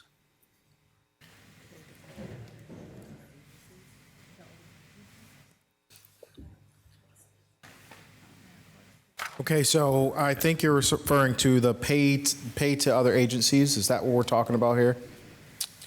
But it's under contractual services. Under 6E? Yes. Yes. Got you. Okay, and your question again? I was wondering if there's, one is, what is that? What are we paying for there? And two is there an opportunity if I was assuming we're going outside for that service, meaning outside the city. So if we're contracting outside, is there an opportunity to bring that in-house? Great question. Great question. So the payments to other agencies is our initial match for the AmeriCorps program. And what we are working to do is right-size the program. Right now, if you do it by dollar, last year, I believe AmeriCorps, we were at a rate of $2.50, and this year we've gone to $3.50. And so that's where that increase is coming from, is the increase in wage and right-sizing so that our partnerships across the board are more fair. I see. And is there a grant program associated with that, or it's just for the AmeriCorps program? For our AmeriCorps program. Okay. Yep. But it's because we get an AmeriCorps grant. Correct. We have to provide some type of funding to match be those, eligible for the grant. to match the federal dollars. Correct. I see. Okay. Thank you. Yes. That was a team effort. Thanks for clarifying. All right, Mr. Sprank. Thank you. So I actually have no real questions. Well, I kind of do, I guess. I know over the years I've been advocating to try to get you some more staff because there's a lot going on down there all the time. And it's hard to not burn out your staff that you have if we can just get you more staff. So I get it. We're kind of trying to keep our budgets tight. So just please keep asking for that because it is amazing the amount of work that comes out of the MFC. For example, my nonprofit organization was birthed out of MFC, and we're extremely appreciative of our partnership, and now we want to keep that going on. But it takes a lot of help to do all the things that you guys do down there. Because when I've volunteered for food giveaways, when you do all the different cultural events, it just takes a lot of hands to do so much of the work. And It does. so keep asking for more staff. Yeah, it really does. That's why I call us strong and mighty, because it's only a handful of us, but we serve upwards to 1,500 people at one event sometimes for our Juneteenth event. But we make it happen, and we make sure that we take care of our staff and we provide that work-life balance as much as possible. And we lean really heavy on our volunteer support as well. So we work really closely with Brittany with Volunteer DBQ with posting opportunities for community members to come in and support and get their cups filled as well by serving and helping. Thank you. Mr. Resnick. Thank you. So I have May 16 on my calendar. Thank you. And I have to tell you that, every event that I've been is so vibrant down there. They're very welcoming, of course. And even the teenagers are welcoming, and, they're maybe not used to speaking outside their age group, but I tell you, a lot of your teenagers are used to working with older people, look them right in the eye, and I'm real to them, right? Because sometimes older people sometimes feel invisible as well. But I want to tell you that I'm not surprised that people have a great time on the board, because it's so satisfying to be down there and seeing all the great work and how people are treating each other from varied backgrounds. But it's just a great place to hang out, no matter who you are. So I'll be looking forward to the. So yeah, my wife is part Shawnee, and she's always been interested in different Indigenous peoples' events. So I bet we'll both be there. So I'm looking forward to that. Awesome. Thank you, Mr. Mayor. Thank you. And sometimes you just want to go where everybody knows your name. Yeah, Mr. Staver. Yeah, I just want to say thank you as well for all that you guys do down there. What I keep hearing over and over is that you're providing hope for people when they need it the most. So that's so important, and I appreciate that. And when you guys were talking about, or Tyson brought up, was that 6E you were talking about, or 6C? I couldn't understand. E. Okay. Yeah, so I have a question in that group too. So with the IT recharges, is that sort of like a stepping up thing? Just the amount that's jumped up from 3,600 to over 21,000? Or is that an actual? So that's equipment replacements. Oh, okay. Yeah. Okay, I got you. All right, thank you. All right. Any other questions or comments here? Are we good? Okay. Well, Lemaitre, thank you so much for leaving us on a very energetic exit. Yeah, Antonio, please, go ahead. I apologize. Tim Wall just keeps texting me. I just want to note that this collaboration with this event coming up was a collaboration between a neighborhood association and the Multicultural Family Center. Yeah. I wanted to make sure we gave that credit because our neighborhood association does really good work. And again, Tim Wall was texting me. He was blowing up your phone. That was it was a useful time to text there, Tim Wall. Thank you very much for doing that. Well, honestly, and these presentations go together, but you are absolutely correct. I mean, just even the picture that we were looking at on the thank you slide, just to know that we have a place like the MFC in Dubuque, and it is a place where everybody can feel welcome and go and be able to. Honestly, one of the biggest things that I like about the MFC is we get to party together. And I love that about the MFC and all the different things we do. Yeah. I just love showing up and seeing something that was there and started as a small event, and now it's just the biggest that it's ever been, and you get to see so many people do those things. I could smell some of those pictures, actually, so I appreciated you bringing that up. It's such a great thing to have in our community, and it doesn't happen easily. It doesn't happen without really dedicated volunteers, a really dedicated board, really dedicated staff. Yeah. So thank you very much for everything that you're doing, and I do think it's a absolutely wonderful thing for us to continue to fund as a city of Dubuque. So I'm looking forward to voting to do that very soon. Thank you. Appreciate you. Thank you. Yeah.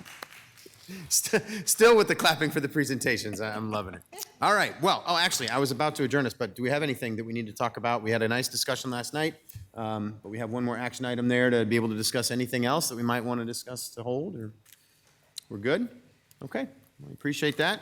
Well, in that case, we have no further business on this agenda, so we will be adjourned until tomorrow night at 6:30 for our final group of departmental budget hearings. Everybody have a good night.